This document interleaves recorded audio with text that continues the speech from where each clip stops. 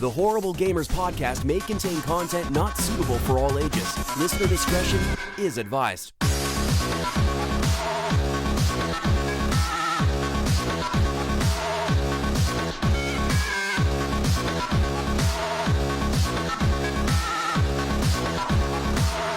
Welcome, ladies and gentlemen, to Horrible Gamers Podcast, show number 390, been recorded on April the 5th, 2022. I'm one of your hosts, Jesus Gunny, also known as Jesus Walks Out. Today, I'm joined by my friends.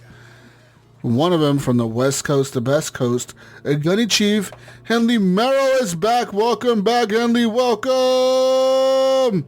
Hey, guys. Good to be back. We're a little late, but we're here.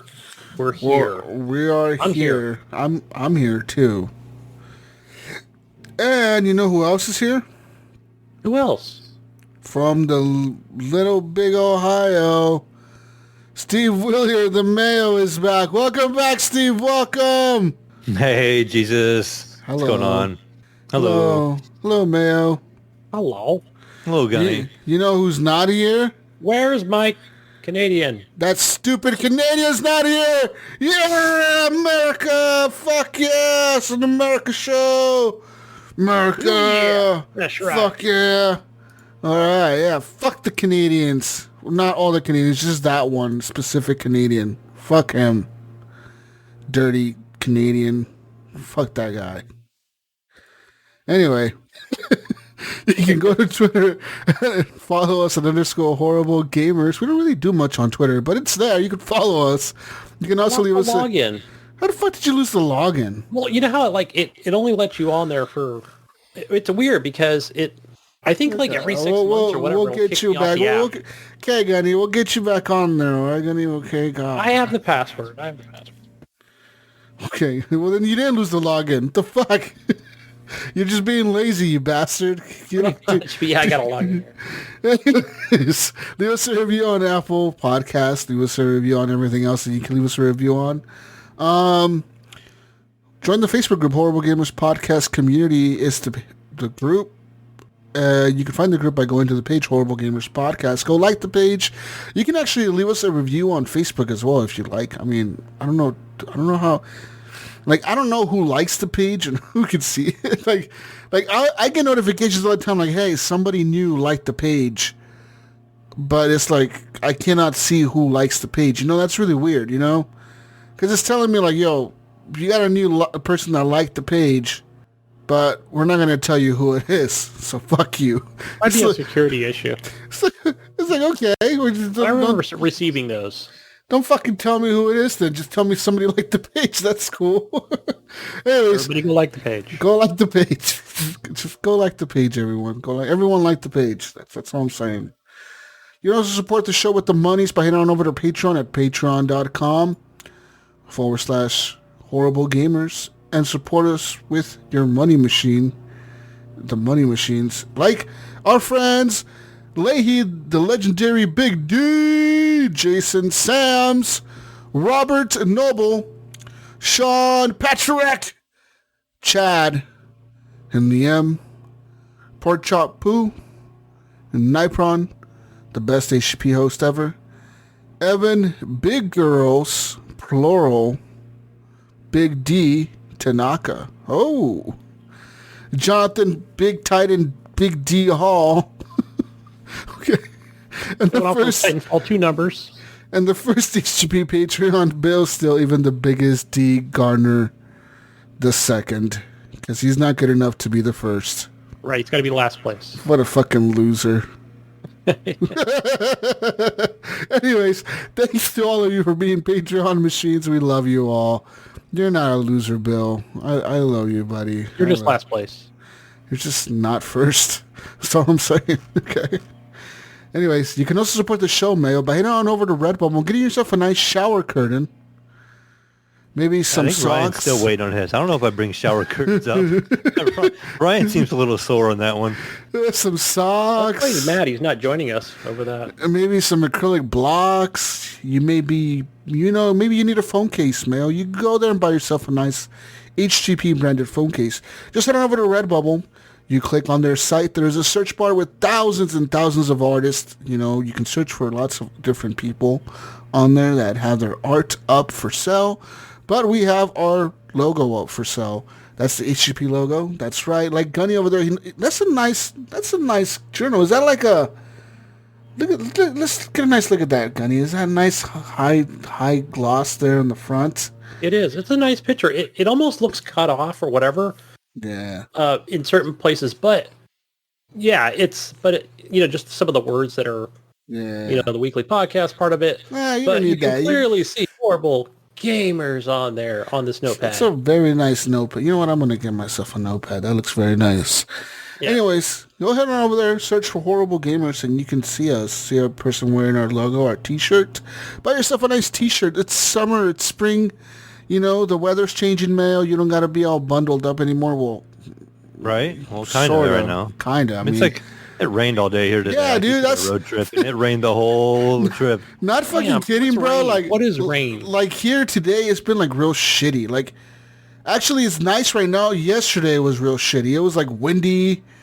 It was fucking hailing for some reason. Like earlier this morning, I was driving.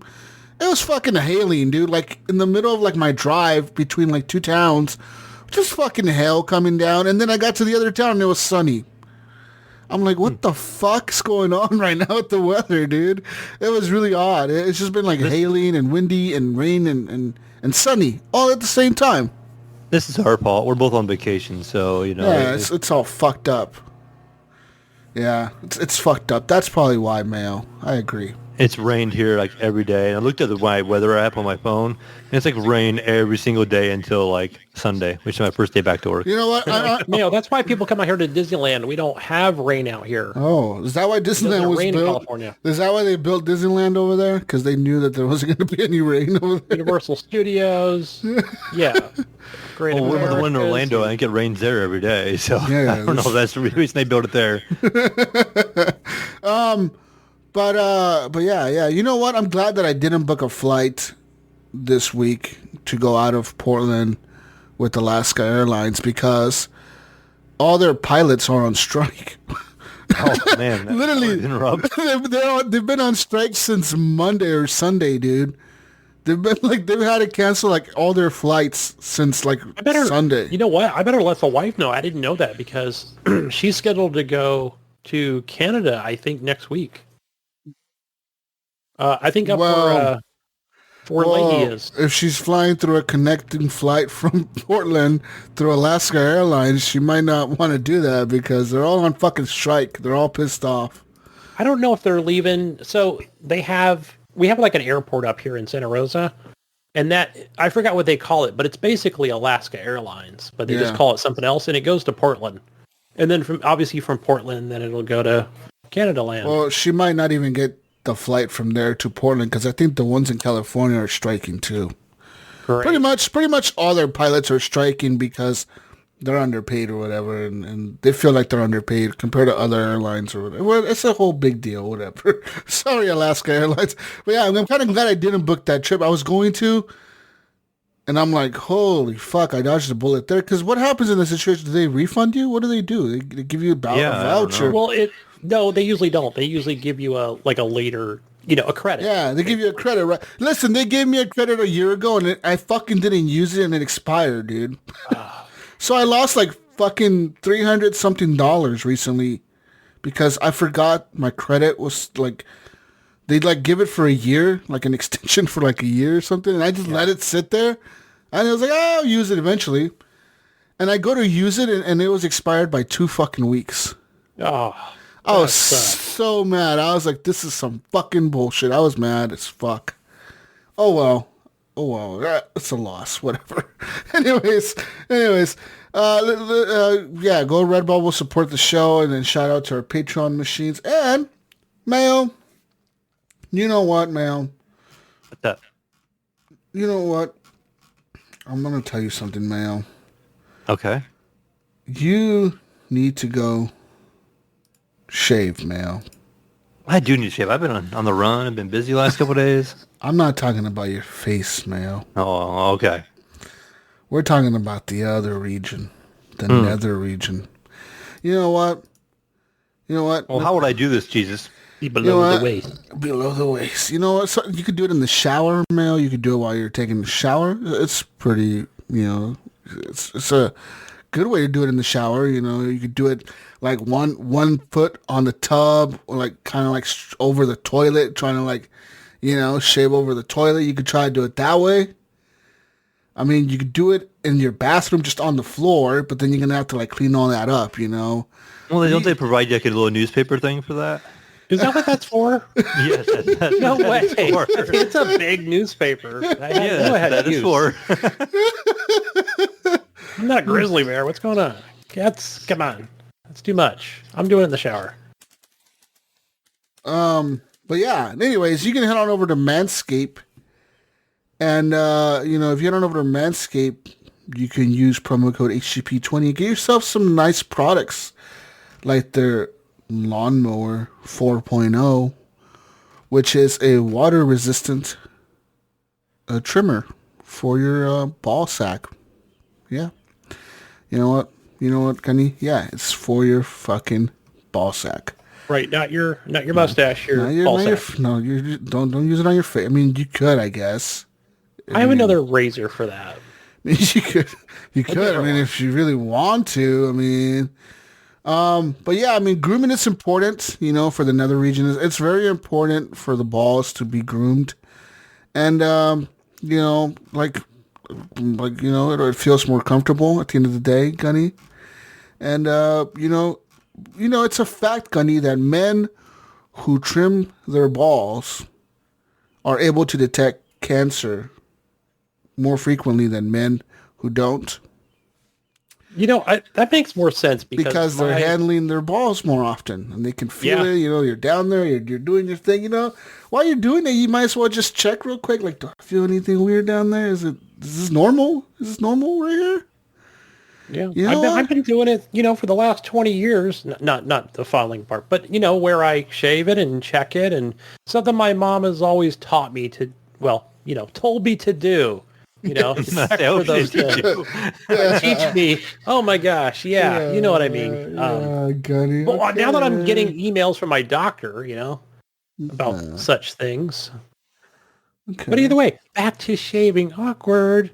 Works as described. It's something that doesn't require any kind of other lubricants or things like that. So, yeah.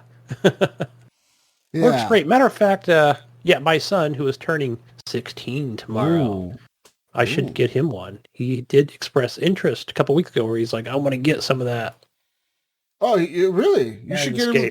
Yeah. You know what? I'm going to go to Manscaped right now. I'm going to look up something nice for you to get your son, Gunny. Okay. Right now, live on the show, I'm going to tell you to get him the following, Gunny. Let's see here. All right. We got products. Let's see here. You get him a nice package if you feel like you could get him a nice package. It's a grooming kit. There's the Perfect Package 4.0, Gunny. Again, he gets the Lawnmower 4.0 with the all-new skin-safe technology electric trimmer. The Crop Preserver, which is an anti-chafing ball deodorant. Good one. The Crop Reviver, which is a ball spray toner. And the Magic Mat, which is a disposable shaving mat. You guys are right. That newspaper. That is the shaving mat. Okay. You also get the Shed, which is a travel bag, and Manscaped boxers with that, Gunny. I wore the boxers today. This is $100, Gunny. But with promo code HGP20, you'll save 20% off of that. Nice. And I know what I'm getting him for his birthday. Yeah, I think he would enjoy that. Those boxers are really comfortable. Not even fucking bullshitting. Like, we got a pair of those boxers in our thing, right? Like, I was like, God damn, these are comfortable, man. Like these are really comfortable. I wore that and the shirt today to work. The shirt is really comfortable, I was totally promoting today all day at work. The shirt I wear a uniform. It's comfortable. But, yeah, the shirt is comfortable. The boxers are comfortable. The lawnmower trimmer works well. And then there's the other one, right? What was the other one called? Weed Whacker? The Weed Whacker, yeah. There's another product that they have. Anyways, go over to Manscaped, use promo code HGP20, and get yourself 20% off your order, free worldwide shipping, and go support us by going to manscaped.com and using promo code HGP20. Anyways, it's video game talk time. Video games. That's what we kind of do here, right? Do we? Oh, Is this, yeah. Sure. is this a podcast? It is a podcast about video games. Mm-hmm. Okay. Why are you a gamer? Okay. Well, Let's analyze this. Don't ask me these stupid questions, Gunny. I don't want to answer right now. Why do you play video games? Jesus, I saw that on Twitter the other day, and I thought, whoa, why do I, man? Whoa, man. Why do we You know what? play I think I video games? responded to Discord or whoever put that out there. I'm like, it completes me. But we've answered this question before. Okay, Gunny. Mhm. Escape from reality. Pretty much. All right. Speaking of escape from reality, have you guys watched that Halo show yet? Oh yeah, I No. watched. I almost finished episode 2 before I got interrupted. Me too. So I watched episode 1 and episode 2, and then, so I actually kind of like it. I mean, it feels like they actually did an okay job with Halo. I feel like. I mean, this is based before the fall of Reach, which is before Halo 1, which is before the stories of the Halo games. That's what I'm getting. Someone who's not like this huge Halo fan and into Halo lore. Yeah. You know, where I've played probably every Halo game but not completed them and Yeah. really just dabbled in every Halo game. I think I did do Combat Evolved. I did finish that one years ago.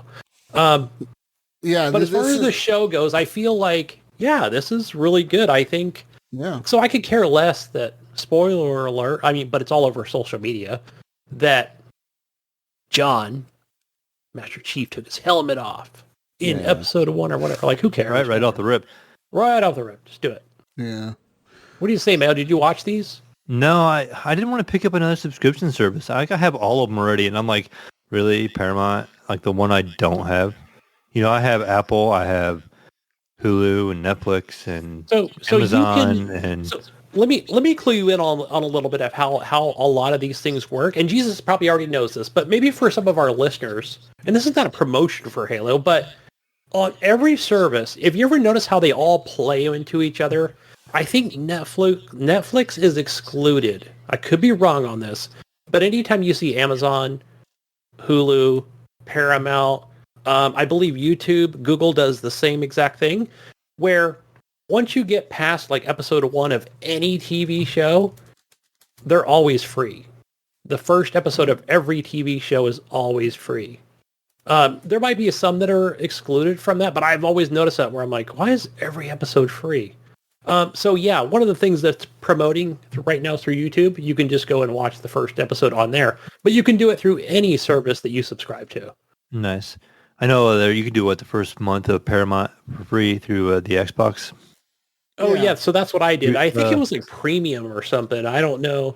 There was like a hobo package, and then there was the premium. So I think I just did premium.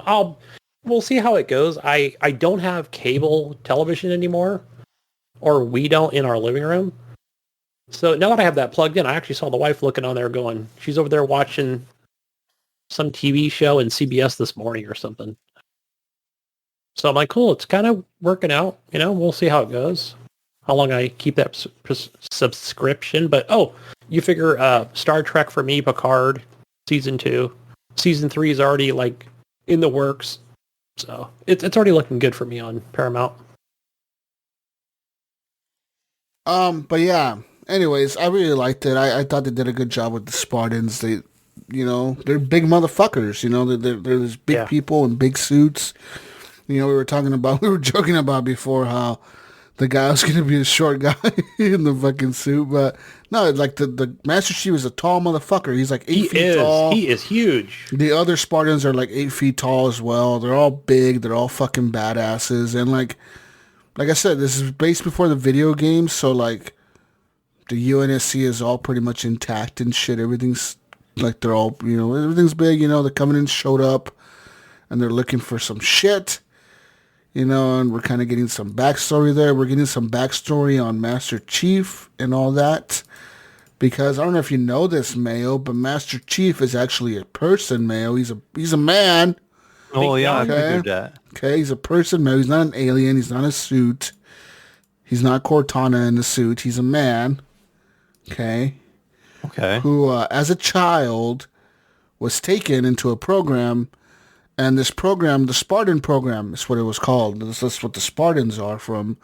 And they pretty much are just kids that were trained to be killers. Like they're trained from like kids, to be not just soldiers, but actually like full-fledged killing machines that they never question like anything. They never question an order. Like they're like fucking programmed to like do whatever the fuck the military tells them to do. They're like Agent 47, man. Pretty much. They're Agent 47s, but with big power suits. and for people who are probably thinking, what are you talking about? Watch the show. Watch that first episode. You'll see exactly why. And I mean, I think they've brought that up in the video games as well. Like in some of the video games, I remember them bringing it up, like how Master Chief was made or whatever, and how the Spartans were made or whatever. So it has been brought up in the video games before. And you kind of know that from the video games. I'm assuming that's where the show got the shit from or something. But, yeah, it was cool. Every time Master Chief walks around in his big suit, you hear the loud clunky steps. The doom, doom, doom, doom, doom. Clunky ass fucking steps and shit, so. Man, I was having a little bromance there, especially in episode 2, where I'm like, that is a man's man right there. That guy is tall. But yeah, episode 2 was really good. I was like, kind of going into it going, all right, what's going, it was good. Yeah, as far as action. I don't know about the girl. I don't know if I like the chick yet, the girl that's with him. So I don't know. Is she somebody, I was going to ask because there's somebody who doesn't know the lore. Is she somebody important that I don't know? No, not that I... Like, I understand, like, her dad and her family and her people and that sort of thing, but I wasn't sure. I don't think so. I think she's just a fucking character that... Maybe she's part of the books or something, but I never seen her in the video games. So, who knows?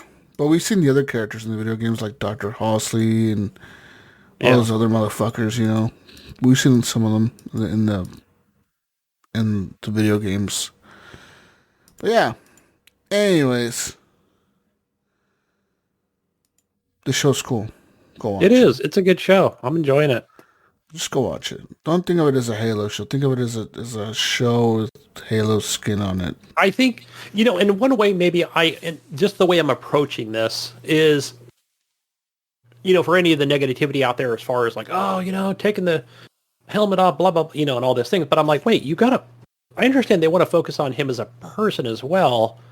And I think the fact that they even featured Master Chief like right off the beginning is like already awesome, because how you see other TV shows or that just like, it's not even even showing that person or their character or whatever. So I'm like, this is good. This is great right off the bat. I think people will enjoy it. Yeah. Anyways, go watch the Halo show. What else? Speaking of shows, another favorite show of mine right now that I'm watching is called Severance. It's on Apple TV. That show is really fucking good. If you haven't watched Severance on Apple TV, I highly recommend that show. It's season 1 so far, episode 7 or 8 at this point. That last episode, though, man, was fucking wild. Crazy as fuck ending. That was a big cliffhanger that I can't wait for this week's episode. I'm really enjoying that show. So Severance is fucking dope. Go watch it on Apple TV if you get a chance. Subscribe to it. Get a fucking trial. I don't know. Just go watch it. It's fucking. I need really to make use of my Apple. I haven't used it in a while. It's really fucking good. Watch the last Severance. time I watched, maybe Mythic Quest was the only time I used it. No, watch Severance, dude. It's fucking good. I heard the other show that they have on there called something horses, like Lazy Horses or Slow Horses, whatever the fuck. Something Horses is really good too, and that's about like MI5 or whatever, and in Britain or whatever, like their secret fucking agency or whatever. Like it's about that. It's about fucking secret agent spy shit or whatever. I heard that one's really good as well. But Severance is really fucking good, Gunny. Go watch it. Just go. I'm never gonna tell you nothing. Just go watch it. All right, I'm gonna get that right now. Go watch it with your wife. Your wife would probably like it too. Go watch it. Anyways, let's talk about video games. Video games that I've been playing this week and whatnot. So this week I went and I bought a video game. I bought World War III. That is on Steam. That it's a $14.99 title, so it's about $15. It is going to be a free-to-play game sometime. I don't know when. But they have announced that they will go free-to-play eventually. I mean, we just don't know when, but to get early access now. It was supposed to be March. How is this game shaping up? Because I remember well over a year ago when it was kind of like in its alpha stage, but it was still available for everybody to purchase. It's great. So yeah, I mean, it's a great fucking game. I'm having fun with it. I'm having a great experience with it. It runs amazingly well on the PC. I mean, there's literally no problems with it on the PC. And besides, it's a little buggy here and there. But as far as the performance, though, it's phenomenal. The game runs like well over 140 frames, sometimes up to 160. And I'm running it at full like resolution, 1440p, and on ultra. So I mean, for that game to run that well, and as good as it does, it's kind of incredible. To me, the way it looks great. Obviously, I mean, the graphics, they're not like, I would say they're probably on par with Battlefield 5, just about. But they're not... maybe 2042, maybe, even? That's what I meant, Battlefield 2042. And, they're pretty close to Battlefield 2042 graphics, but they're incredible game, dude. The maps are pretty well done. They're very big, very kind of detailed maps. They're kind of well laid out. I like the way they're laid out and the way you can go from checkpoint to checkpoint to capture objectives. There's vehicles in the game. It reminds me a lot of the Homefront multiplayer. Have you ever played Homefront, the multiplayer mode in that game? That multiplayer was one of my favorite multiplayers ever. I really, really enjoyed that multiplayer when it was out. Too bad that it didn't catch on, that the game kind of died eventually. Yeah. But that multiplayer was really cool. And one of the aspects of their multiplayer was that anything that you did to help your team out earned you points.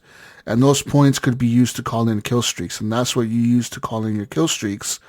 And you had 3 kill streaks you can select, like you can preset the 3 kill streaks. And each of them would cost you a different amount of points. And no matter... like if you got, if you kept dying, but you kept running to the objectives and trying to cap them and you were trying to fight the other team all the time, you were constantly getting points for helping your team out. And these points obviously eventually would add up. Even if you died 40 times, you eventually would get a cool kill streak because if you saved all your points, you could call in some cool shit. This game has the same kind of thing where you got these cool kill streaks you can call in. There's different ones. There's Predator drones. There's UAV. There's jammers. And there's actual UAVs. UAVs can spot enemies on the map. Jammers jam enemies on the map. So when I'm talking when you're being jammed, your HUD kind of goes fuzzy. Your radio communications are down. So like the guy calling out commands or whatever, like the in-game character that says like point A is being lost or point B is... that guy is coming in fuzzy. And when you're in that mode, your HUD gets kind of fuzzy. Like your minimap, everything goes fuzzy. You can't see your minimap. You can't see like everything's kind of static. And in that mode, when you're being jammed, you can't use your kill streaks, and your friendlies cannot spawn on you. Like your friendlies take longer to spawn on you because usually you can respawn on your teammates, but if you're being jammed, it takes them like 5 or 6 seconds for them to respawn on you. Like it's a delay, So there's that. Also, when you're being jammed inside a vehicle, like if you're in a tank and you're being jammed, you cannot fire your weapons. You can also, you could fire your weapons, but you cannot like. Your aiming reticle is gone, so you can't fucking aim. Yeah. You don't know where the fuck. Crosshairs or nothing. Yeah, it's all gone, so it's kind of difficult to aim. So that's that when you're being jammed. But you can call in some cool kill streaks, Gunny. There's like a little drone you can fly around and blow up. There's a Hellfire missile you can call in. You can call it a predator missile as well. That's like a more direct fire missile. You can call it a carpet bomb. You can also fly this like little helicopter drone thing around, which I have unlocked, and I tried to use it today, and I couldn't fly it with the mouse and keyboard. It was too weird. I couldn't fly it with mouse and keyboard. You need that controller support. But even it does have partial controller support. No, it worked. The 360 controller works. Like the Xbox controllers work. So I used my Elite controller, but then I couldn't fly with the Elite controller. Like the flight buttons are really weird. Like the left trigger was throttle up, and throttle down was like the thumbstick down. And fire. No, it wasn't. It was normal controls. Fire was like RB was to fire. It was really fucking weird. So pretty much all I did for like 10 seconds is crash my helicopter into the ground and the walls around me. And then I flew over. I was going to fly over into the enemy, like towards the objectives. And as soon as I flew over the wall, a tank shot my helicopter out of the sky. I was like, well, I'm never using this kill streak again. That was a waste of 5,000 fucking points. Like 5,000 points is a lot of points. And it fucking took me forever to get those points. And I could have totally used some other cool kill streaks that would have helped out way more than that. Because that didn't help out at all. But yeah, man, World War III is an incredible fucking game. It runs so good. I like the team deathmatch mode as well. There's a team deathmatch mode where first team to 50 kills wins. Each round is 5 minutes. There's 3 rounds per match. There's 3 rounds per match. Best out of 3 wins. So, like, you know, you might lose the first round. That's cool. Get back in there, you fight again, and you may win the second round, and now you're going for the tiebreaker at the very end, which is pretty unique and pretty neat. I like that in the team deathmatch mode. The customization of the weapons is incredible. There's a lot of slots. It's insane, right? There's a lot of customization. You can put a side rail, like every gun has a side rail. Every assault rifle has like your top sight, which could be an iron sight, it could be a scope, it could be anything. Then you have your canted sights, so you can have like another scope on there, or you can have a red dot sight, or you can have a iron sight, or you could have whatever you want. Pretty much on the ammunition, you can have full metal jacket ammunition. You can have standard rounds, like regular, like light rounds.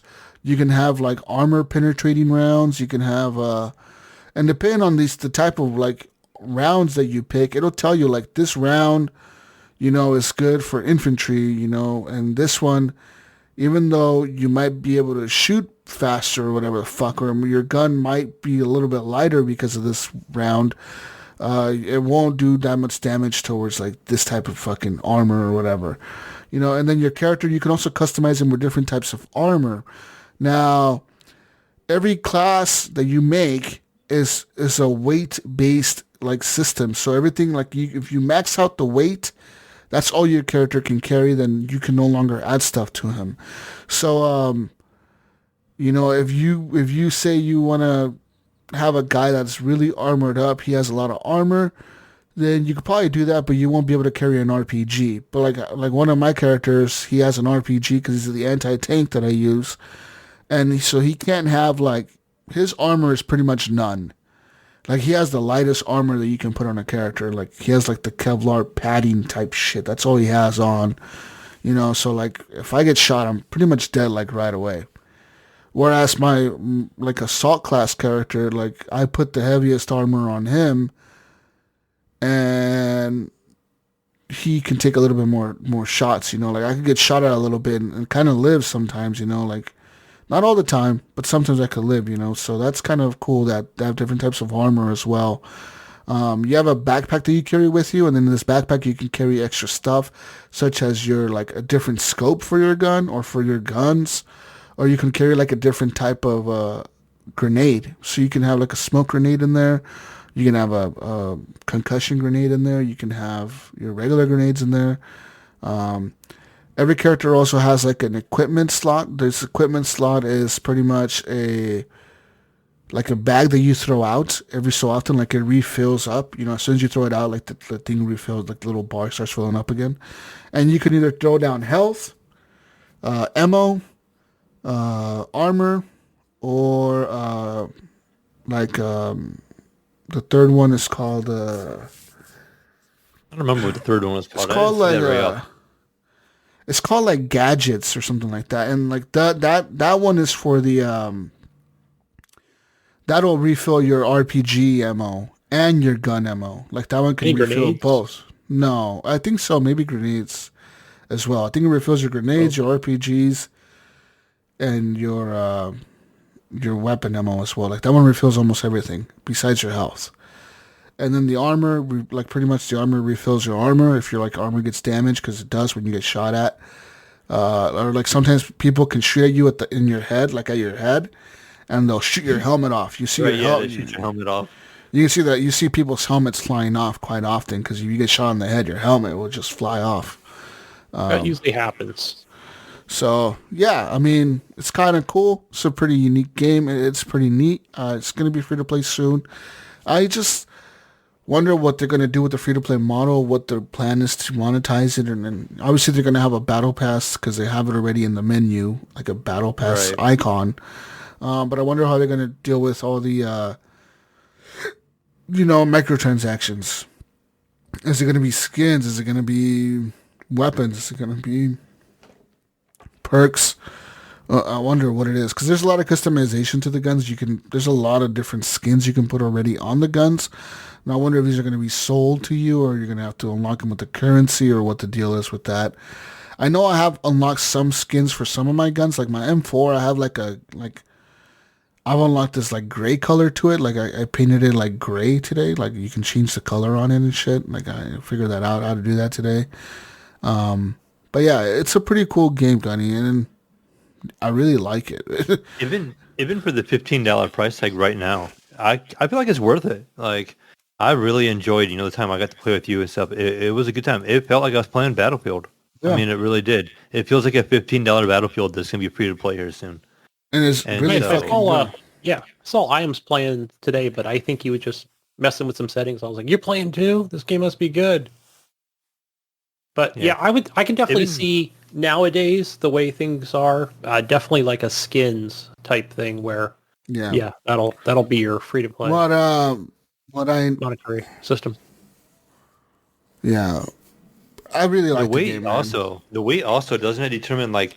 Cause I remember a couple times I was trying to like vault. Basically, it has like a vaulting, like a climbing mechanic, and there was times I couldn't jump up on ledges, where other times I could. I think the weight goes into matter. Like if I switch class, sometimes I couldn't climb up to whatever I was going to climb up to before. Yeah. Like because it's a heavier class, so it limits like how much you can kind of climb and kind of vault as well. I don't think this game's got really good balance to it. Like they're really doing a good job on how things are balanced. Basically.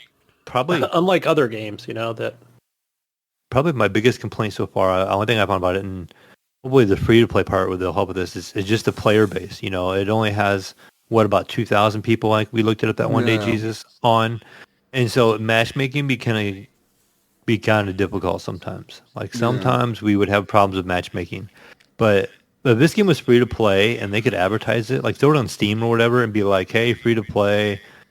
For a little while and get some people playing. Like if matchmaking was better, this game would be great. I would definitely pick this over top of Battlefield at any time. Like I feel like it's a way better game and way more fleshed out than Battlefield is. Yeah, definitely. No, I agree. Yeah, once it goes free to play, it's gonna be. I think this game is gonna be fucking good as shit and popular as fuck. But yeah, I really enjoyed World War III. Brink is playing it. He's liking it. He likes the team deathmatch more than the other mode. I like the other mode more than Team Deathmatch because I like to call in the kill streaks. I liked the other mode with the where you had like the 2 capture points. You had like A1 and A2, B1, B2. So like if you got like A1, you technically still had to get B1 or A2. Yeah. And then you would actually get the benefit, of having both. You don't start, and they link together in a way. Your team doesn't start getting actual points like to win until you link the 2 objectives. You know what I mean? And if one team starts capping the other objective, and if you take out one of the other objectives, then they lose that link. You break the link, and then they stop getting points for that area. But if they have other areas, then like some of these battles can be pretty heated, dude. Like. Some of these battles were really tough when these guys go after one objective, and you got like 15 players trying to fucking go after one objective. You got people calling in airstrikes and shit, and UAVs going up all the time, and it could be pretty hectic. And you got to be careful as well because there's friendly fire. So if you even caught an airstrike and your own team is in that spot, you can light your own team up. I actually had a time where I caught an airstrike across the map. Like they were trying to capture one. So being kind of new to the game, I just called in an airstrike to like, I'm going to help these guys out. Next thing I know, I've seen all these negative points from friendly team kill. And I'm like, oh shit. Yeah. Like my own guys are getting caught up in the airstrike. They just dumb luck there. But, I'm like, oh, I'm going to help these guys out. They're capturing that. That's and it's kind of an open one. And I'm out there dropping bombs on everybody, and you have no control over where they're dropping. You just launch it, And you are not the commander, Mayo. I get on. Speaking of, we let Jesus have that role. Speaking of Battlefield and shit, the other game that I played this week was Battlefield with Brink. I actually played some Battlefield 1. Me and him decided to play Battlefield 1 because Battlefield 2042 sucks ass now. And so we went to play Battlefield 1. And god damn it, man. That game is really good. That game is really fucking good. Everything about that game feels like a Battlefield game to me.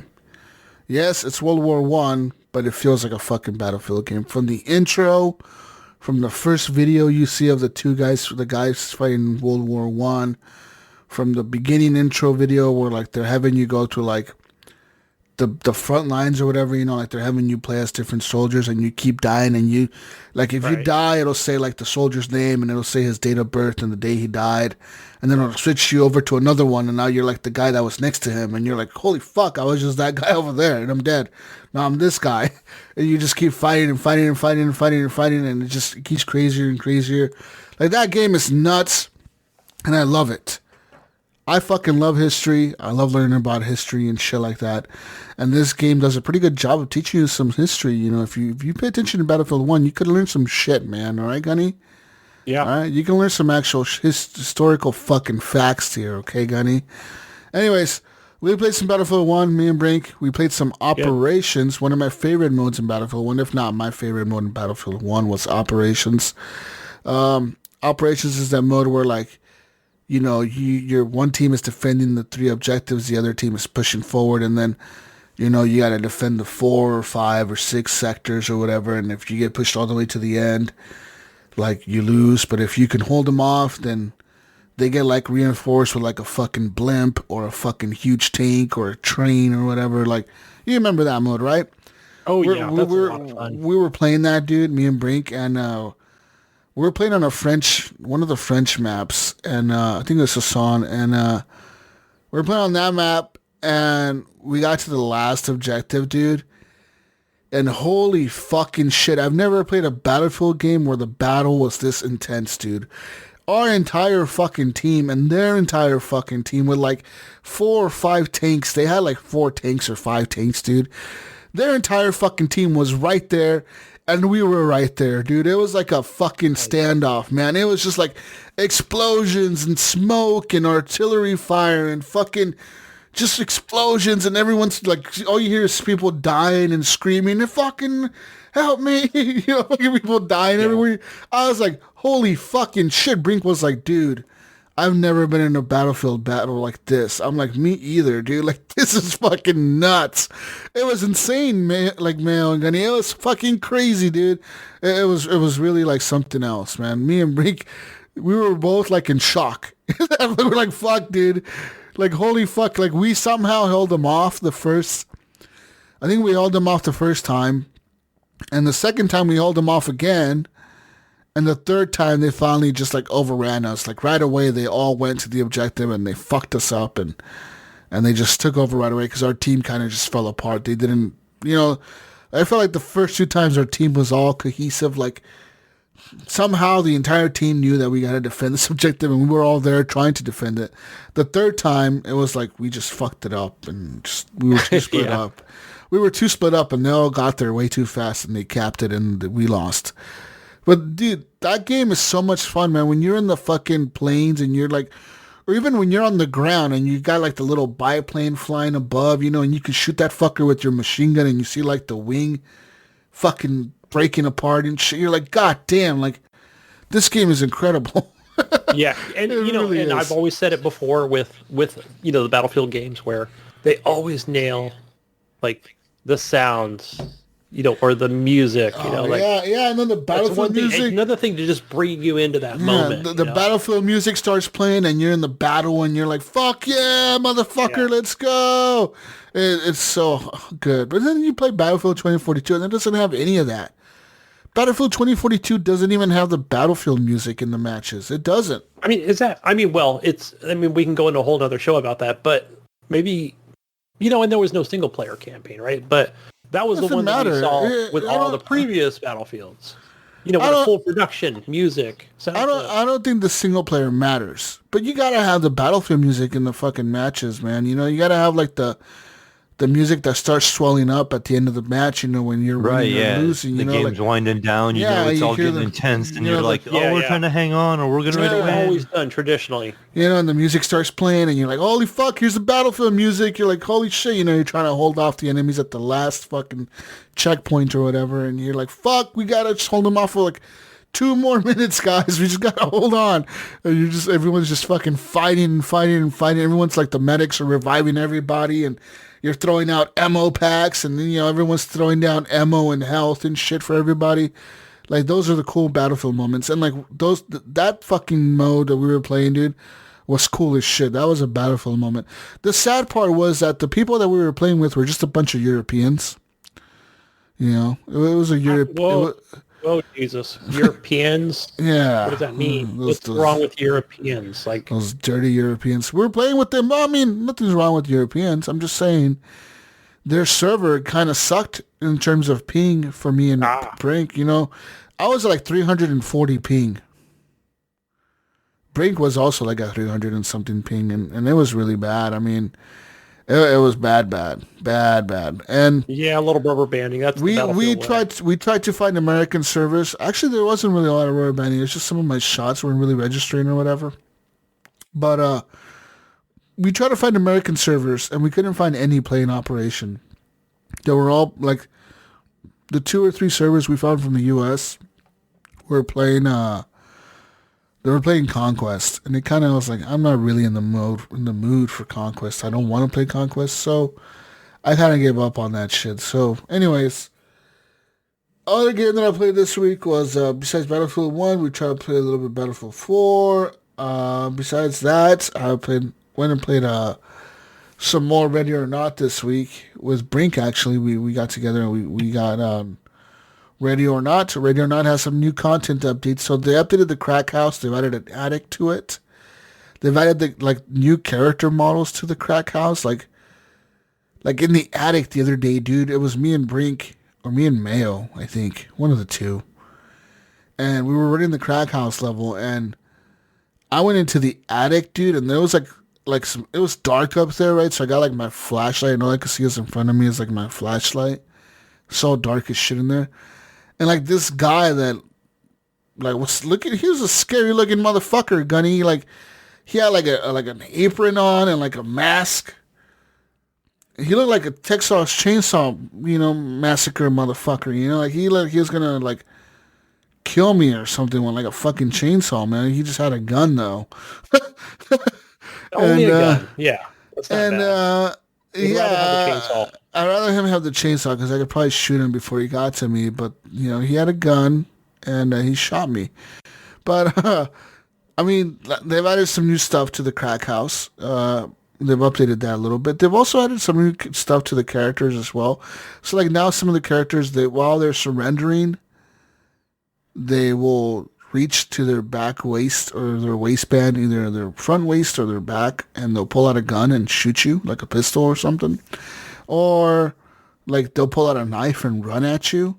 Or sometimes the characters don't, like, they don't necessarily pose they're a threat to you, but it's kind of hard to distinguish if you want to shoot them or not, because you may not want to, but you kind of have to. It's like they'll have a gun in their hand, Gunny, and, like, they'll start walking towards you. And they're just talking shit to you as you're like, put your fucking hands up. And they're just like walking. They're just like walking towards you. They're not pointing the gun at you, but they have a gun in their hand. And they're just like walking at you. And they're just talking shit to you. And it's like holy fuck, do I want to shoot this guy or not, I shoot him. Fuck those guys. I mean, I've seen it in some of your streams too, but I've seen other streamers do it. But maybe there's a point to it where, specifically where, you come into a room and, yeah, maybe they have a gun, maybe they don't. But then you'll just kind of like fire off some warning shots near them. I mean, is this just the players just thinking like, oh, they're least likely to now pull a gun on me because I've shot warning shots? No. You got is that something you do or don't? Jesus has his pepper spray. He can spray. I got a pepper spray I can spray on him, but I don't. If they have a gun, I just shoot them. Like if they come at me and I tell them to stop and they don't stop, I shoot them. Yeah, the AI is so fast in that game. Like you don't have much time, Gunny. Like they will kill you quickly. Like, and I've had a couple of times where it was just like so like, boom, you're just dead. You don't even know where it came from. You're like, what the hell just happened here? Because I don't even know where that shot even come from. Yeah. No, you got to be really fast. Your reaction time has to be really, really, really, really fast. Like, yeah, you can't think about it. Sometimes you got to just shoot. I mean, sometimes you'll get people caught up in the crossfire. Like the other day, this one lady, she was walking towards me. I walked into her room. I saw her, and she, like, turned on me, and she had a gun on her. And I was like, put your fucking hands up. And she started walking towards me like, fuck you, pig. What are you going to do? And then she's like, okay, I'll give up. And then she dropped the gun, right? And as she was going down, she like reached to her back waistband really quick. And I just fucking shot her. And good thing I did, because when I walked up to her, she had 2 guns on her. And I was like, holy fuck. Like, if I would have waited too long, she would have probably fucking shot me, So, yeah, you got to be really fast in that game in the reaction time, honey. There's no second guessing yourself. You got to determine that shit in a split second. And, like, the game, it's really tense. Like, Brink was telling me, like he's never really played a game like it where, like, you kill civilians. You don't want to kill civilians, but you do, because you don't have a lot of time to like distinguish what's a threat and what's not. Yeah, you don't have time. Like you said, you got to react fast, and so yeah, it's just on. You're just in that mode, and the game is also very quiet. It's has a very good atmosphere to it. Yeah, like you really feel like you're just clearing a house, and you're kind of going through, and it's intense actually. And you walking through, and you're like, you walk around the corner and there's a crackhead standing there, Gunny, and sometimes, like I was telling Brink, sometimes they'll come up and they'll run around. Like if you fucking fuck around and say you go into a room and you see a guy and he has a gun and you shoot at him and he takes off running and you don't kill him, well, guess what? Now that fucker knows where you're at. And then he either will tell everyone else or he'll come around, like he'll go around the map completely, like around. The pigs are here. No, he will go around the entire map and come around behind you and fucking kill you. And like the other day, when was it? I think it was me and Brink playing. And Brink was like, bro, there was a guy in here. He looked like a clown. He was wearing like purple pants. I'm like, what? He's like, I'm like, where'd he go? And he's like, I don't know. He went this way. So we're in the hotel level, right? And we're fucking like going through the entire hotel trying to find this one guy. And we're both just like scared as shit. We're like, dude, this is scary now. Because now that fucker knows we're here. And he's probably waiting for us somewhere or something, He's probably trying to come after us now. And he's like, yeah, this is fucking intense. I'm like, yeah, dude. But yeah, they've added a new stuff to the game, like a new map.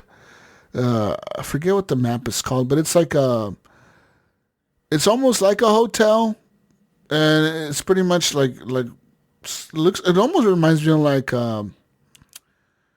think of like Gotham City or something, like a Batman like level. Man, we're like, the bad guys took over this fucking hotel or whatever, and they got like all this spray painting everywhere and shit, talking about like fuck the government, fuck the mayor, fuck all this shit, and like.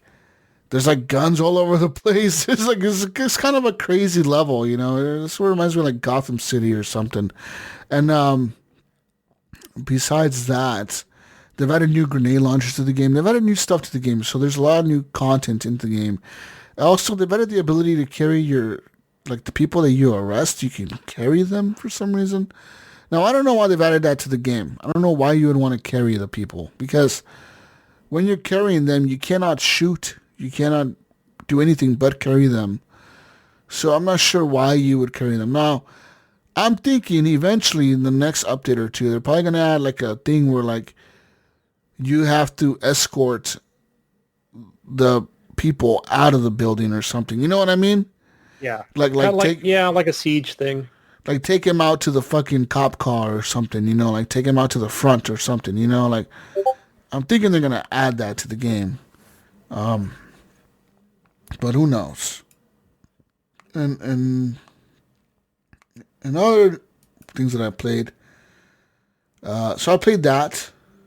I played the other game. I played Yeah. Hey, what about any? You and Brink ever go to back to a Battlefield 5, or is one just kind of like trending, or a little more popular? We didn't have 5 downloaded. So yeah, we didn't have 5 downloaded. Yeah, not to say it's better or you should be playing it, but I just see like a group of people like they kind of rotate. Battlefield 4, Battlefield 5, Battlefield 1. You know, they kind of go. Yeah, make their rounds on that. So. Yeah. I played another game this week. I played Not for Broadcast actually today, and that game is really good. Actually, it's kind of cool. It's kind of funny to watch, and you know it's that game where you work as a news station. You're the guy who controls the cameras at a news station, and you're controlling the control panel. And there's this full motion live action video. It's FMV, like live action people talking and doing stuff, and it's a news broadcast, and you know they got like a news broadcast going, and you got to cut to like the different people talking. You got to cut the camera over to like the different anchors talking on the TV. You got when they're doing interviews, you have to cut the camera over to the live interview. Like you got to cut over to the people on the couch, the people, you know, whatever. Like you got to cut the cameras all the time. You got to select the type of like TV ads you want to play on the TV station. Like you have to pick 3 ads that you're going to play, and you play them as you know, they go into ad breaks. You can play these ads, and the ads are fucking hilarious, man. Like I was literally today, I was laughing out loud sitting here playing this fucking game, dude, because these ads are like so fucking hilarious. There was one fitness ad. It was like this guy like selling like his fitness videos or whatever, talking about like his fitness program or something, and he's like, buy my videos now, and he's like doing like all this, like it's like one of this, like this show is this game is based like in like the aesthetic of it is like the 80s, Gunny, or 90s, I would say 90s. So we're talking Richard Simmons style type fitness, you know? That's a name I haven't heard in a while. I don't know. Right? We're talking. He's still around. I don't know. This show's based like in the 90s, I would say, because it's like VHS tapes that you're putting when you select the commercials that you're gonna play. You're grabbing a VHS tape and you're putting it into a VHS player. So you have to pick 3 of them for the 3 different ad slots, and you can play the ads in every which way you want. But sometimes you will get told by your boss, like, hey, we need to play this ad first, or we need to play this ad second, or we need to play this ad third. And sometimes the ads are government-based ads, like government, because the game starts off, there's an election going on, and this government just took over. Like this government just won the election by a sweeping vote. And they're promising like they're going to redistribute the wealth. So the very first thing they announce on TV when they win the election is, we've canceled all the rich people's passports in this country. Like if you make over so much money, you no longer have a passport. Your passport is revoked. The second thing they announced live on TV is that all the wealth that the rich people have is going to be taken away from them and redistributed to the poor people, around to everyone. So, like, all the rich people in the country are like, what the fuck just happened? You know, like what the hell, dude? You fucking redistributing the wealth, like, you're robbing us. Robin Hood. Yeah, and like, so then like this guy is giving this presidential speech or whatever, but he's like literally drinking beer on the TV, like drunk as fuck. Like, just talking shit. Like, fuck you, you fucking idiots. We're going to take over. We're going to do this and this and this. And, like, it's like a funny story, right? So, like, this government took over. And, like, you got to kind of follow their rules and play, like, by their rules and kind of, like, promote them to kind of like you or whatever, because you're like the biggest. The station that you work for is like the biggest news station in the country, and then you got all these ads. You got like this 80s or 90s aesthetic.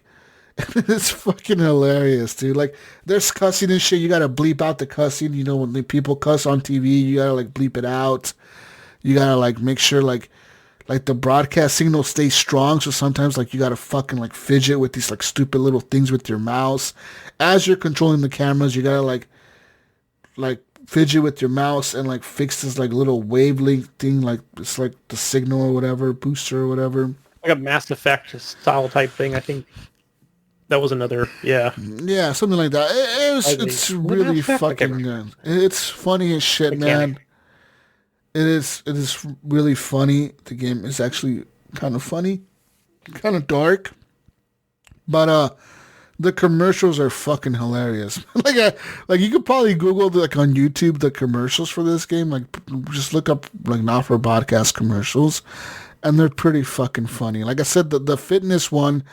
The guy doing the fitness restriction is like, did you know fat people are statistically not going to live past the age of 26? He's like, you don't want to be like them. You want to be like me. Get fit and buy my VHS. And then he's like talking shit about like fat people, and he got like these hot girls doing exercises with him and shit. And then like there's another commercial, like the one guy who sells like furniture. And I was like, we got blue couches, we got red couches, we got gray couches, we got all the couches you may want. And he's like, fucking like all these like funny ass commercials, dude.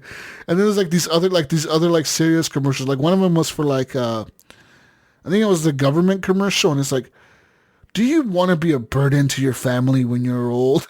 It's like, we could take care of you or something like that. You know, don't be a burden. Just die with us. Come live with us, and we'll take care of you till you die, or something like that. Just sign us over your money. Yeah. Yeah. It's like, what the fuck? And then like the guy who runs the government, they came on the news station and they were talking about like how they got this new program for people that, you know, if they don't want to be a burden to their family, they could fucking go and live with the government, and the government will take care of them or whatever till they die. You know, they don't got to be a burden to their family.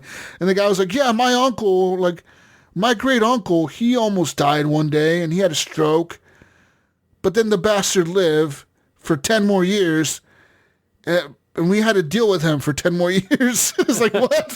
It's like, what the fuck? That's how he'll be remembered. He's like, yeah. He's like, I'm pretty sure he would ask my aunt to kill him every day, but she wouldn't because it was illegal back then. But now we're taking care of the problem. He's like, what the fuck? What the fuck's going on? Yeah, it's kind of a funny game, man. We're like, the fucking humor is there. It's dark and it's fucking good, and it's actually pretty well done. And like, you know, I think this game is now in like a bunch of different languages as well. They dubbed it for other countries or whatever. Like it's in like Spanish, French, you know, German.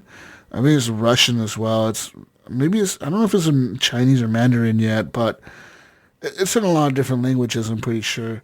And yeah, like it's actually pretty fucking cool. I'm kind of glad that I bought the game on early access, because I don't know how much it is now, but it's a fun fucking game. Not For Podcast is actually kind of cool, and I kind of can't wait to see how it plays out and what happens in the story, because you also kind of have like this side story going on at home with like your family, but you never like that when you're playing at home. It's more like you're just reading like, okay, like you went home after a long day of work and your wife is mad because of this, and it gives you like four different dialogue options you can pick on how to respond, and depending on what you pick, like it'll go on to the next thing and be like, all right, and she reacted to this by doing this or whatever. Like, and then you fast forward, like it'll be like it's almost like you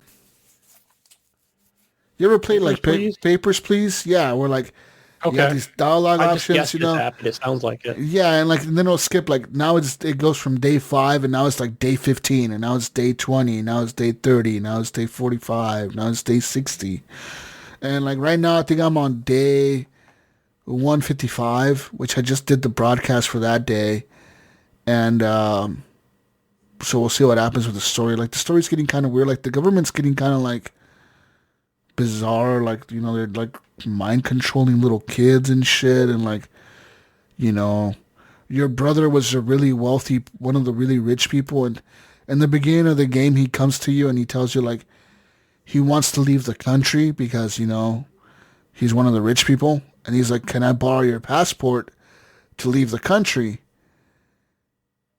And you could be like, yes, here's my passport. Or you could be like, no, fuck you, dude. It's against the law. Like, I'm not going to let you take my passport.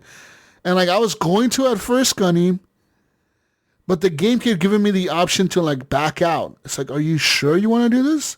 Okay, maybe for a later decision. And then I was like, strategy. I was like, yes. And then it's like, okay, then it's like you went upstairs to your safe and your wife, you woke her up and she's asking you, what are you doing? And you can tell her, like, oh, nothing, don't worry about it, go back to bed, I'm fine. Or you could be like, look, my brother's here, he wants my passport, he's trying to leave the country because of this new fucking government or whatever, and because they revoked his passport. And like, I tell her that, and she's like, oh, like, she's like, you know what I would do, I support your decision whatever you make, but you know what's the right thing to do. And I was like, what the fuck does she mean by that? I was like, yeah. Okay. She's like, okay, do the right thing. What the fuck? I was like, and then like one of the options for dialogue was like, okay, yeah, I know it's the right thing to help him, so I'm going to help him. And that's the option I picked. So then you go back downstairs and it's like, your brother's like, oh, hey man, did you get the passport? Can I get it now? You know, I thank you so much for helping me. And it's like, you can hand over the passport to him and tell him good luck. Or you could be like, no, fuck you. I'm not doing it. It's against the law. And I was like, what if I need the passport later? You know what I mean? Because it sounds like you could become an enemy of the state eventually. Yeah.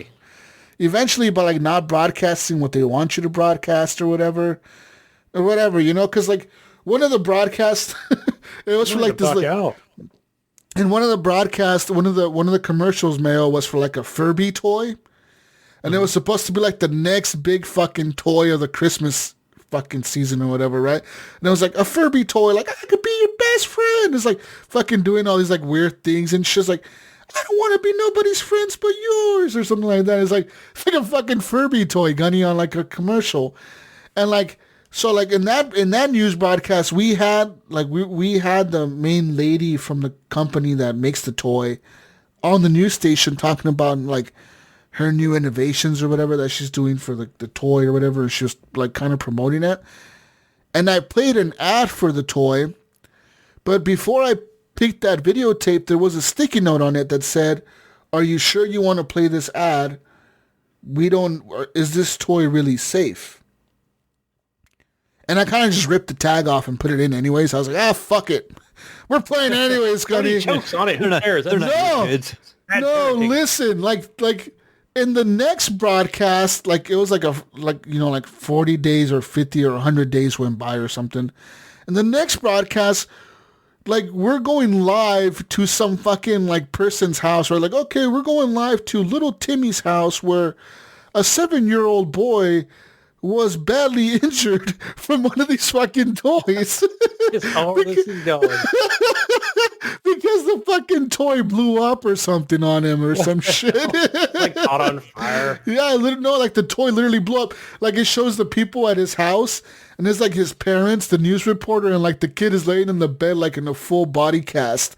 Like fucking, Jesus. like fucking, like he's in a full body cast, and like I'm just like, holy fucking shit! Like what the fuck, dude? It's your fault, Jesus. Yeah, you are up.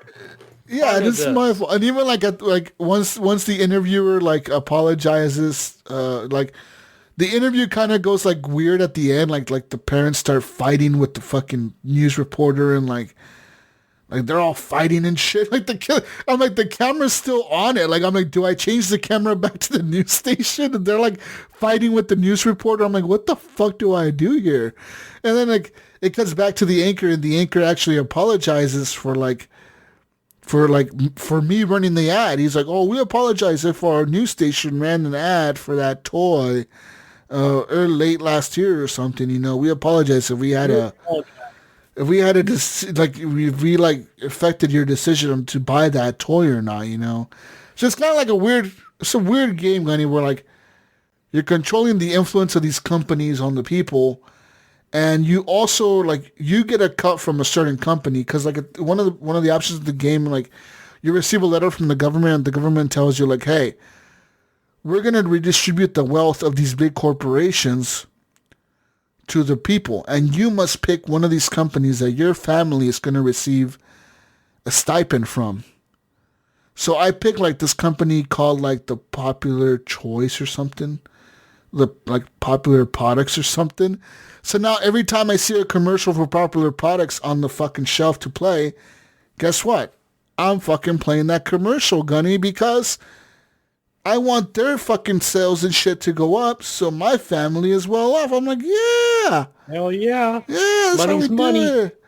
Yeah, Gunny and Mayo, that's how we do it in the business, bro. But yeah, Gotta not for climb at the broadcast. top somehow. That game is dope. Play it if you're into, like, cool games like that. Besides all that, Gunny, fucking all those stupid games that I played, I haven't played anything else. Not that I can think of. I don't think I'm playing anything else. Damn. Good amount of man. games, though. Yeah, you know, more it's a lot more than before, like the last few weeks. Yeah, a little slump. You know, we go through those. Yeah, man, it got really bad the last few weeks. Like, Yeah, that happens. The last month, right? Yeah, something like that. Yeah, kind of weird. Also play a little bit more. Diplomacy's not an option, Mayo. That game is fucking hard. I'm still stuck on Yeah, level it looks 2. so hard. I'm still stuck on level 2, man. I don't know what to do. That's rough too when you're only stuck on level 2. You know, you're just like, oh, it's kind of defeating. You're like, oh, it seems like it's such a kind of a good concept and a fun game, and then when you get to the second level, you get stuck already. You're like, damn. But you know, like Frostpunk, I was stuck on Frostpunk forever. Forever. I always get stuck on that game. Finally, like, I had a breakthrough one day. And I'm like, I figured it out, Mayo. I fucking finally, after trying so many different things, I figured out what I must do to win. Right. I think it's, you know, I remember when Frostpunk first came out, I had a friend that played it, and he was streaming it, and he had somebody jump in right away making all these suggestions. Like, oh, you know, you have to do this, and you have to do this, and you want to do it this way, and you want to do it that way, you know, and you almost kind of have a certain rhythm, kind of the way that game goes, it seems like. Yeah. Yeah. Right, especially if you're playing on regular or difficult, you know. Where even easy, you have to kind of do it a certain way. Where it's like, do I really want to? I mean, that's the one thing about that game where I'm like, I just want to play it different. I mean, you can make different decisions on, you know, but it all, how you get there, but you have to do it a certain way. You know, whether you're going the religious route or the, something a little more aggressive, you know, warlord way. Yeah, but I mean, I'm not really surprised, Jesus, that those games got you back into it, because I was in a little bit of a slump there for a little while. Like, nothing was really hitting. You know, it's like I was just playing some things, and I was like, okay, this is just okay, and this is, you know, this and that. And then you and I got together, and we played a couple games of Ready or Not and a couple games of World War III, and both those games are so solid. And the price of entry was so little. I can't remember how much Ready or Not was. Ready or Not, I think we both caught it when it was on sale. It's $40, but I think we both caught it when it was on sale for like 25 or something. I think you gifted it to me, actually, because I think you really wanted me to play it. Oh, yeah. And so I ended up joining you, and that game is really good. Like, even though we were playing it the other night, and I don't really play it by myself, and, you know, and you and I were playing it the other night, I'm like, man, I just need to play this by myself and just learn these maps better, because the game is really fun. Like, it's just something about it. Like, it's something so intense, and it's so, like, I mean, Gunny, you can't go in there and you can have like one person. This happened to me the other night with Jesus, right? So you walk in, there's like one guy, and he's like a civilian. And so I go up to like detain the civilian, right? 'Cause you got to like point your gun at him, and you got to walk behind him, and you got to kind of look down on him and hit F, and then it kind of cuffs him. You put like zip ties on him, and then you have to like call it in, right? While I'm focused on doing this, some dude just randomly comes in the hallway and just kills both of us. And it was like an instant wipe. Like, we were like... Damn, I'm like, that's what I get for not paying attention, because, you know, I just did not have that laser focus of like, okay, I'm just focused on this one civilian that was in the room. Didn't even look at the doorway, like, because the door was open. The guy had like a clear path. Like, we didn't look to clear any of the other rooms or nothing. We were just worried about detaining that one guy that was in the room. The enemy just come through and just blasted both of us, and we're like restarting right away. I'm like, eyes, and then eyes in the back of your head. There was another situation. I was with Jesus, and I'm still learning the game, right? And if you look down on the door, and you can kind of like kick it open or peek, like I'm like go to kick it open, and my guy can't like he kicks the door and it doesn't go anywhere. Like a little girl, he like kicks it. It's just like the door doesn't open. Jesus is door, like in front of door me. handle jiggles. And he's like you gotta peek the door first, Mayo, then you kick it open. So the one time I did it, like it bounced back like right away. I'm like, what the fuck? Jesus, it's not working. You're wrong. It's like, no, dude, there's a guy hiding behind the door. There's a guy behind the door pushing the door back closed. So like you would push it open, and he was closing the damn thing on me. I'm like, holy shit. I'm like, there's so much I don't know about this game, and it's just so many little things. It's a lot of fun. I shot the guy to the door, but like it's a lot of cool shit. Like even Brink did the same thing. We were in the tunnel and I think it's the farm level. We were in the tunnel, we're using night vision. Oh, yeah. And Brink did the same thing you did. We had a guy in front of us. He had given up, and Brink was going to go to detain him. And Brink just walked by an open door to the right, like an open tunnel to the right. And there was, of course, 2 bad guys in there or whatever with guns. As soon as they see Brink, they fucking light his ass up real quick. He's like, dude, He's like, how did I not think of just like checking my corners? He's like, I just was so focused on getting the one guy that I didn't even think of it. You cannot get tunnel vision at all. Like you gotta keep that in mind and all your corners open, and you gotta watch that stuff before you do anything, because there's so many. You go into one room and there's like 3 different doors in that room. So you don't necessarily, you're like, okay, if those doors are closed, you're pretty much okay, because I haven't seen them come through too many closed doors. I think they can, right, Jesus? But they just don't real often. So, like, but if you have an open door, you better make sure that room is clear before you really hardcore change your focus anywhere. And it's just a fun game. I need to play it more myself, too, just to learn the maps, because the maps are big. And there's not a whole lot of maps, but, there's a lot to them. Like, they're not the easiest thing to, like, figure out.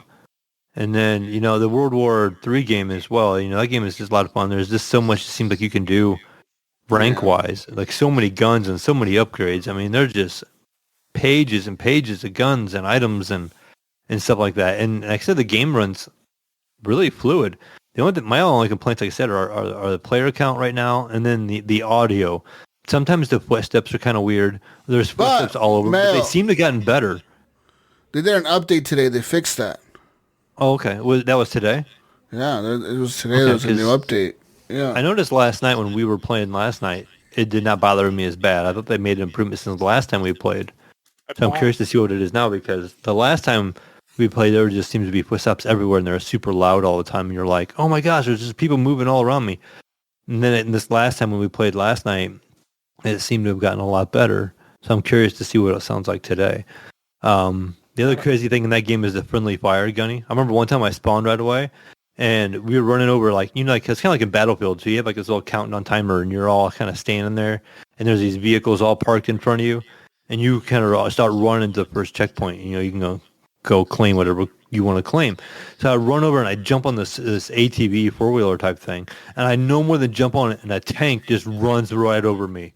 I'm like, son of a bitch, I blow up. And I'm like, this dude just killed me. He just straight up just ran my ass right over. I mean, it is crazy. But yeah, you can hurt your own teammates and has friendly fire and stuff too. So you gotta be careful. Same thing with Ready or Not. I think I've had multiple times with Jesus where I've shot our teammates. They come around the other side and you killed one of our guys last time. Remember? Yeah. You're so on edge, and you don't think. I mean, you hesitate, you're dead. I mean, so it was. I see a guy, I shoot. And it was one of our squad guys. Don't get in front of Mayo. Yeah. Don't stand in front of me, and don't come from the other direction. I think we learned that in Tarkov. Jesus learned that in Tarkov a long time ago. That applies to real life. Yeah. Typical fucking Mayo, just shooting everything he sees moving. Shoot first, ask questions later. Is that what the slogan is? Oh man, but yeah. No, both those 2 games are great. They've been a good time. I bought that World War III game just now. Yeah, it's a good time. It's a small file size too. Well, no, because you have to launch the launcher, and the launcher will download. Okay, I had a feeling it was going to be one of those. Good. I put it on the F drive that Mayo gave me a long time ago. Nice. I got plenty of room on there. Another thing I went back to the other day was Core Keeper. I talked about this a little while ago. And this game is like a top-down Terraria kind of Minecraft slash Valheim kind of game. You know, 16-bit graphics. I got back to that, and that game has like 4 bosses, and I killed one of the bosses and got a new sword. It's like a flame sword. Or no, it's like a slime sword, but it looks like a flame sword. And when you do damage, it actually slows down the enemies, so they actually move slower when you hurt them. And it does a good amount of damage, but I'm continuing to plug away, getting a lot stronger in that game, finding my way around better, getting better pickaxes so I can mine way easier. So I go back to the beginning area. I have no problem just mining that dirt. Like, you just hit it one time and it just breaks and goes away, you know. And I went on to fight the second boss, which is this big giant worm, and it goes in a big circle around the map. And I watched a YouTube video on it, and they're like, the best way to kill that thing is put a bunch of spike traps down in its path because it has a set path. And they're like, it takes 50 of them. So I made 50 spike traps with all the ore that I had. Went and placed all these spike traps, and then the 50 traps did not kill it. And it just got pissed off and just come at me. And this thing just came, and I wasn't expecting it, and it ended up killing me. And then when it takes damage, it stays hurt. But after time, it will regenerate its health back. So by the time I respawned back at my base and ran back there, it was already back to half health, and I didn't have any more of those spike traps because it like destroys them. So I lost all that ore, and the spike traps didn't kill it, and it was pissed off, and it was still at half health.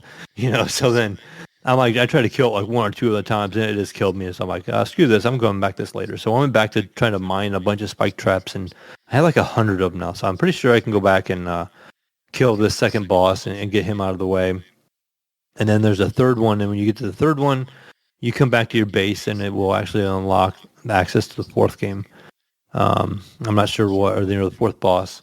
I'm not sure what he's like or anything like that. And this game is still in early access, so it seems like they're still adding a lot of stuff to it, and there's a lot of painting and stuff down now, and there's electronics that have been introduced into the game, so it has kind of stuff like redstone in Minecraft. But you can start doing switches and electric doors and all those kind of things. I built a little extra room, and you have to put like flooring down and all this stuff in a bed, and actually has a villager that moved in. When I killed the first boss, like a miner guy appeared, and he sells items and stuff like that, and you can buy stuff from him. So he actually moved in my main base area now, so I have a guy that will, like a merchant basically, that I can buy stuff from and sell items too, because there's some items that are just have they just say is valuable. You know, there's nothing you can even use. It just is like a valuable, it's like a trinket or a piece of ore or something like that you can't use. And so continue to just grind away at that game, and I still enjoy it. And you know, for being a $12 game, it's got some depth to it. I know I was showing it to Nico the other day, and he's like, I bought it right away, and I didn't like it. He goes, but watching you play it now that you're a little deeper into it, he goes, I think I might like it. So he ended up picking it back up again, I think, and he's going to give it a second whirl. So we'll see. But yeah, that's cool. It sounds cool. Like, so I bought that for Kyle, my son. Mm-hmm. But he just said, yeah, I just played it for a minute or whatever. He's just been on his little Roblox hike. But I personally think that I still made a good purchase because I think he's going to... Yeah, once he gets into it, yeah. I think it's a game that you have to get into, you know, because it's not just a quick overnight success. It's like you got to put some hours into it to start getting where you feel like you've made headway. You know, you got to start doing some mining. And, you know, you got, I have a wood sword and a wood pickaxe. But once you start getting late, you get the better pickaxes and you got a full armor set and stuff like that, and you're gardening and you're making like food because you have like this, you can cook and all that stuff, and you have buffs that you can make your character stronger and your defense better and things like that, and you're starting to hunt down bosses and stuff like that. It makes the game just so much better. You start having goals and direction as well. You know, you kind of know what you're doing more, and you know, you can make bombs as well and stuff like that. But I've been enjoying that. Then just the last game I played, I don't know why, I just felt like playing something real light. Everything I've been playing is kind of heavy, super serious. You know, like I said, Ready or Not and the World War III game, and even Core Keeper was kind of more chill. But for some reason, I just felt like firing up the Switch, and I fired up Luigi's Mansion 3, and so I started playing through that little game a little bit. And that game just has the simple puzzles, but it's just nice, kind of sit back and chill game on the couch. I'm like, I'm just going to sit and play this for a little while and working my way through it. You know, I killed a couple of the ghosts and your whole process now, as Mario and Peach and all them are captured, and you're Luigi, and you have this vacuum cleaner, it's like Ghostbusters, and you're going through, and you can suck up everything. Anything in that game is you can interact with, and you can suck it up with the vacuum, or you can blow it away. So it's like a push-pull mechanic. And I just unlocked. There's like a plunger you can fire with a rope in the end, so like it sticks to smooth surfaces, so you can like hit it with a plunger, and then you can suck in the rope with the vacuum thing on your backpack, and you can pull things open and stuff like that, and you find some hidden stuff. And then I just unlocked it's like a Jello mode Luigi. He's like all green, and basically he can go through like grates and like different kind of like bars and fencing and sewer drains, and so he accesses things for you and gets around. But the whole goal in this game is basically to find these elevator buttons. The ghosts all took the elevator buttons. King Boo is like one of the major bad guys in the game. And the main elevator to get to the next floor, all the buttons are missing inside the elevator. So as you defeat different bosses and stuff like that, they're holding buttons. So you take those buttons back to the elevator and you put them in the elevator, so now you have access to new floors. There's also a guy like a mad scientist guy that gives you your technology and your gear. And he's always upgrading things for you, and he's getting new things. And something I thought was kind of cool in typical Nintendo fashion is the gear he gives you that he communicates with you is like an old Virtual Boy, I think they called him. It was the red virtual reality type headset thing that Nintendo did when they first came out. Remember? Way back in the day. Yeah, I mean, I don't remember it was like a big one flop. Specifically, but... Yeah, and it was a huge flop. I can't remember what. Yeah, but everything was red, black and red and stuff. But that's how that's how he communicates you. And it pulls up the menus. Everything's black and red too. It's really cool. Like he wears the little headset thing and everything. So it's just kind of cool how they kind of incorporated that into the game, as well. Yeah, definitely. That's cool, man. That they did that. Just that nice little single player. Kick back, just relax, and figure out some simple puzzles and. And it has a little spooky atmosphere. It has a little music going on and stuff. And Luigi has some funny animations. He gets scared all the time, and you're like pointing around your flashlight and stuff, and use your analog stick to aim it everywhere and stuff too. So it's good stuff. But the only thing is I would complain about is the aiming. It's kind of difficult because it's like a side view, but it's kind of like a 3D area. Your right analog stick controls your aim, and you can aim 360 around you. So like if you go to the left, it makes him automatically turn left, but it could be almost facing you, so it's still going left, and you can get turned around, and the control's kind of easy. But the more I play it, the more I get used to it. So, but it's actually a solid little game. I'm enjoying it. Good. Yeah, that's a cool game. I remember watching Vengeful Jedi streaming that game. Pretty nice. But that's it. What about you, Gunny? What have you been playing over there? Me and Ghost Nico. Well, we didn't play this weekend. I mean, we didn't play like together or do any consulting work, as we call it, or how does your base look compared to mine? And we did something similar on Satisfactory. My adult Minecraft addiction. Yeah, I think I let it run like whatever day I work, Saturday or whatever, Saturday night, and I think my son even came and turned the PC off in the middle of the night. Like, I'm trying to, like, craft some shit, man.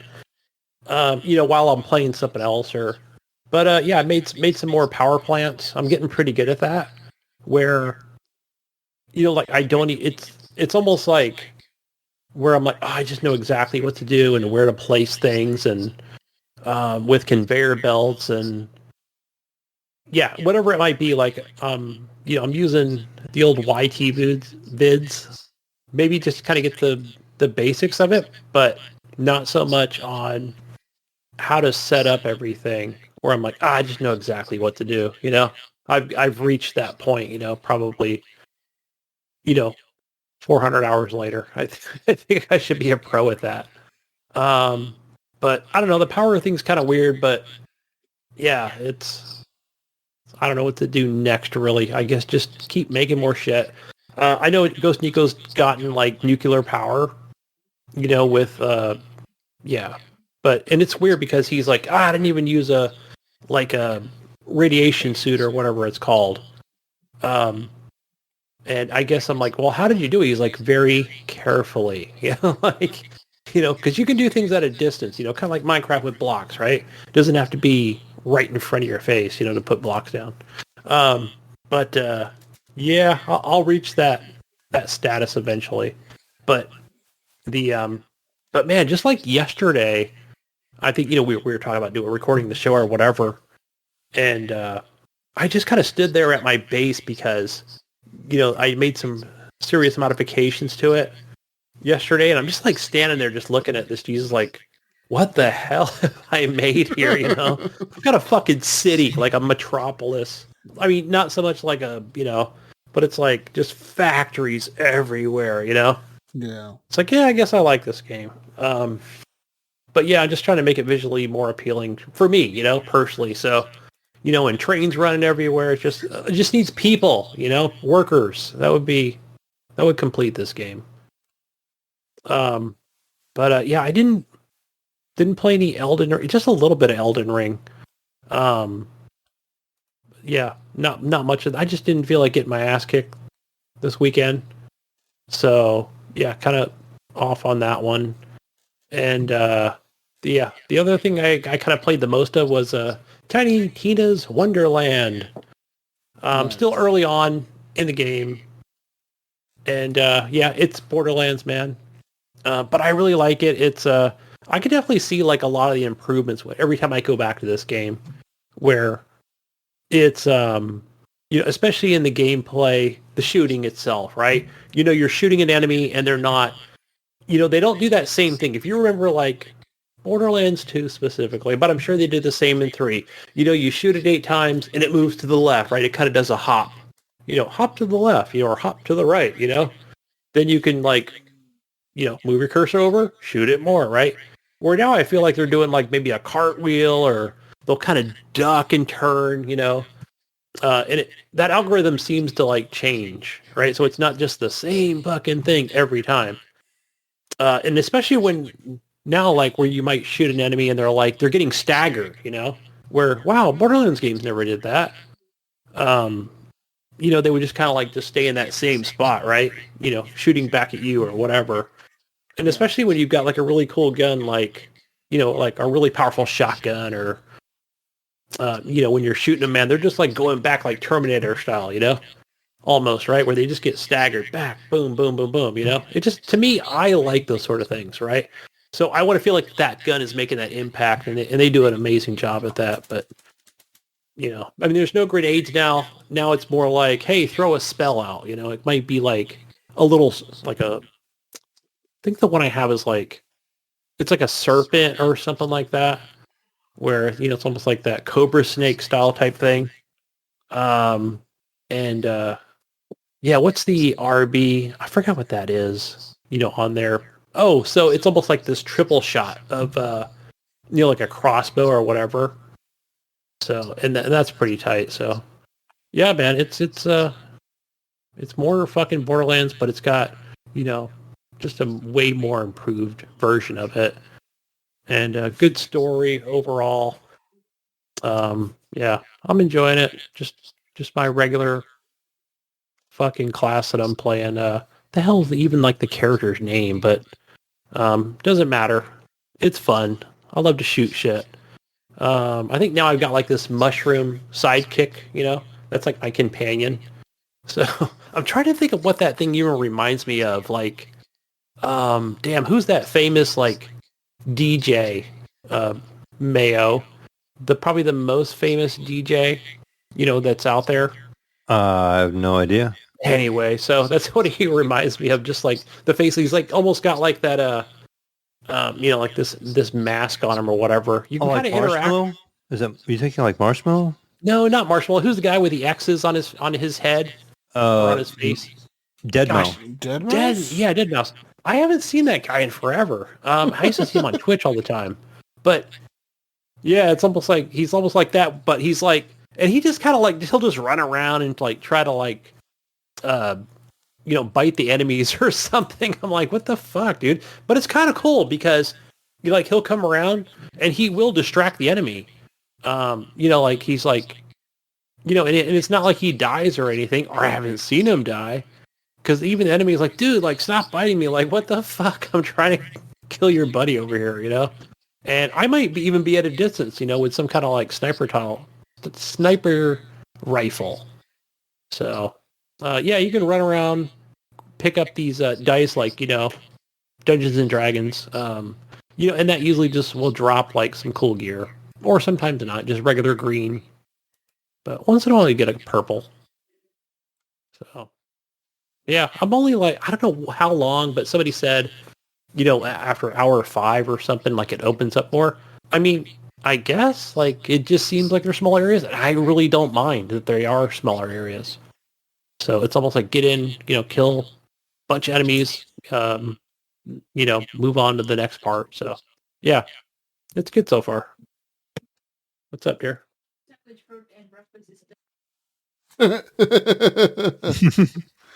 Yeah, Gunny. God damn you. Yeah. Lunch is going to be ready, guys, for tomorrow. Thanks a lot, hun, for interrupting my podcast. Yeah. So Borderlands, guys. Good stuff. Yeah, that's all I play, guys. I like a good game. Like I should try to pick it up, but I don't know. We'll see. Yeah, I think I even talked to Nico. I'm like, yeah, I don't know if I would say like, oh, it's whatever, it's worth $50. I think that's what it was. Ryan paid for it. So, yeah, 50. That's what I heard. I don't know. How much is it? And Probably. Oh, it's on Epic, right? Like I bought it on Xbox, playing on Xbox. Like the last Borderlands, like 3 would go on sale a lot, but it was never super cheap. Like what is it like now? Even now, like the lowest I've ever seen it was like $20. So you would never really find it really cheap. Right. They never really do the real cheap. They always wait, right? It's not like Ubisoft or an EA game, right? I think the pricing strategy was always different. I've noticed, or I've observed, especially over the years, on how they do things. But maybe now, I think, who's Gearbox with now? They were with 2K for the longest time, right? And then I don't know what publisher they use. They use somebody else. Yeah, I don't remember. Yeah, so hopefully maybe with whoever they're with now, like maybe it will be more Ubisoft and what I consider like, a few months in, boom, that thing really drops dramatically in price because one of the things that they do, and it's even still a thing now where, let's say you game share with somebody on PlayStation or Xbox, whatever it might be, you can't share the I think the DLC. So whether it's a season pass, and you know how they do it, right? Like season pass number 1, season pass number 2. Like yeah, those don't cross play or whatever. Not cross play, but you each have to purchase those items. So, but that's the Gearbox way of things. They like money, Mm-hmm. But no. But overall, I think we mentioned it last week that this game has cross play, so you can play Xbox, PlayStation, and Epic, and eventually Steam. I don't know when it comes to Steam, but it's usually like they usually do it year, 6 months. Yeah, one of those two. I think they normally do a year. I could be wrong, but I think that's how long it is. So, yeah, very nice. good deal. But yeah, that's all we got for that there.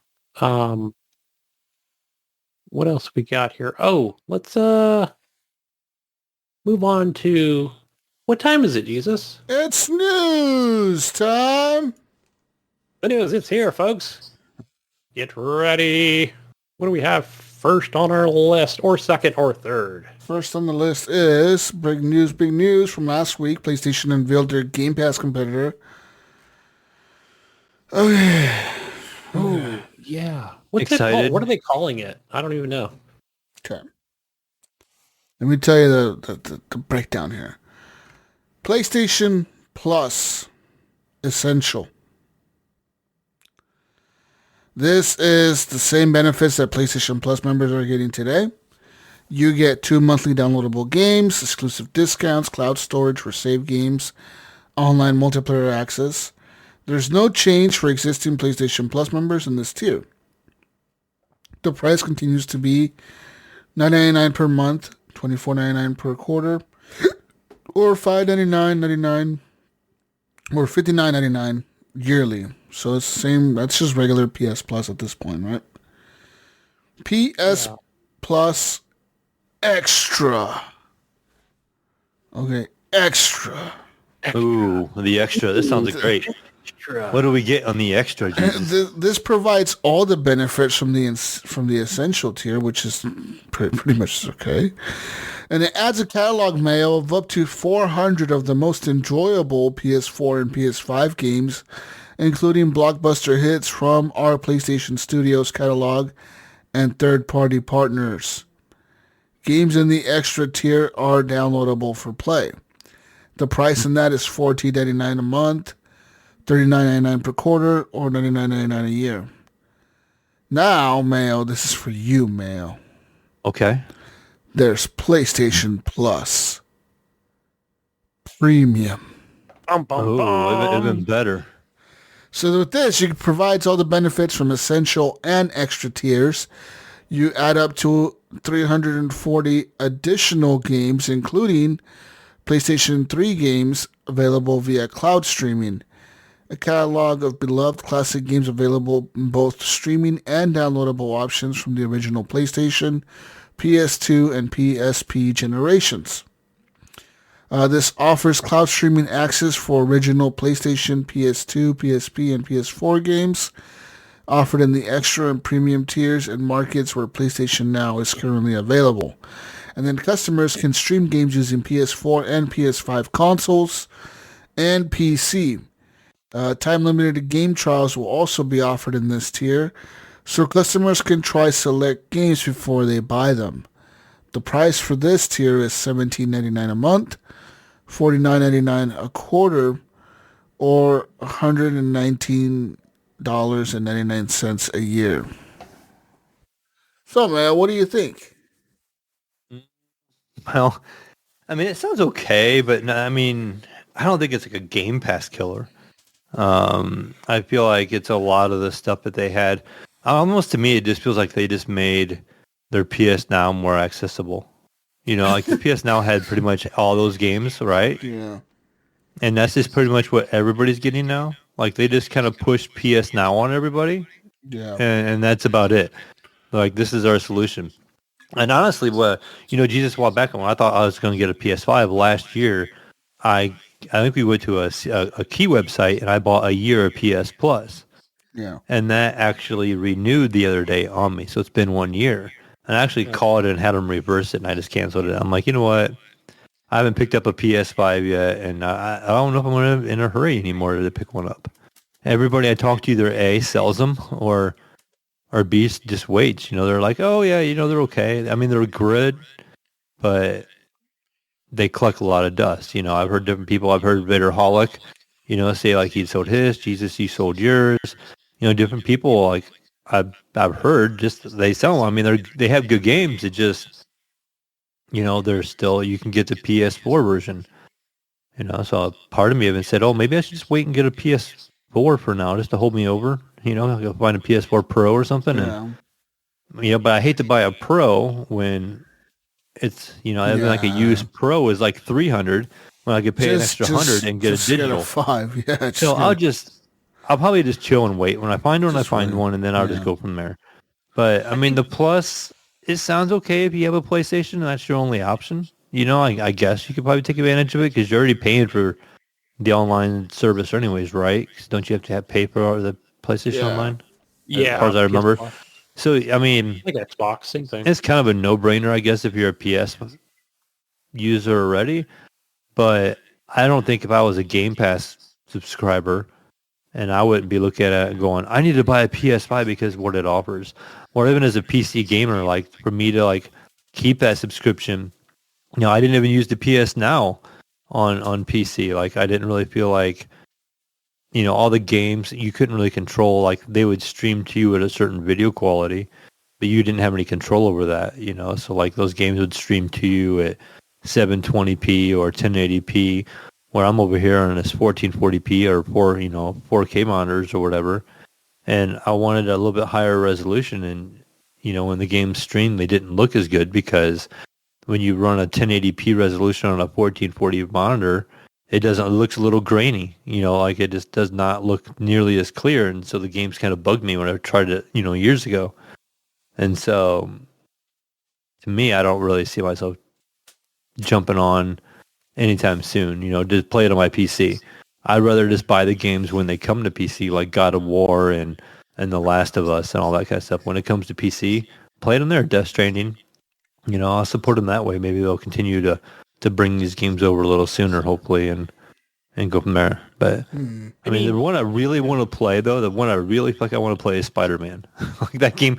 When I see that game, I think about that game. I'm going, damn, I wish I had a PS5 for that game. And I don't know why. I don't know if it's just the lore of Spider-Man or just the swinging around and just fighting the random enemies and the combat in the game. But that's the one game I feel like I want to play. And Ghost of Tsushima, I've never really watched much play of it. I feel like that's another one I really want to play. But both of those are PS4 games, besides the new Miles Morales Spider-Man, But I could easily hold time over with the old one because I never really played it very much. I borrowed my friend's PlayStation for a while there and I was playing it, but maybe I'll go back to that again and borrow his PlayStation again and finish through that so I know I can at least play it. I would say after I finish Spider-Man, get Miles Morales because I haven't picked that up. But I did play Horizon Forbidden whatever yesterday. Yeah. Now I'm getting them confused with the new one on Horizon.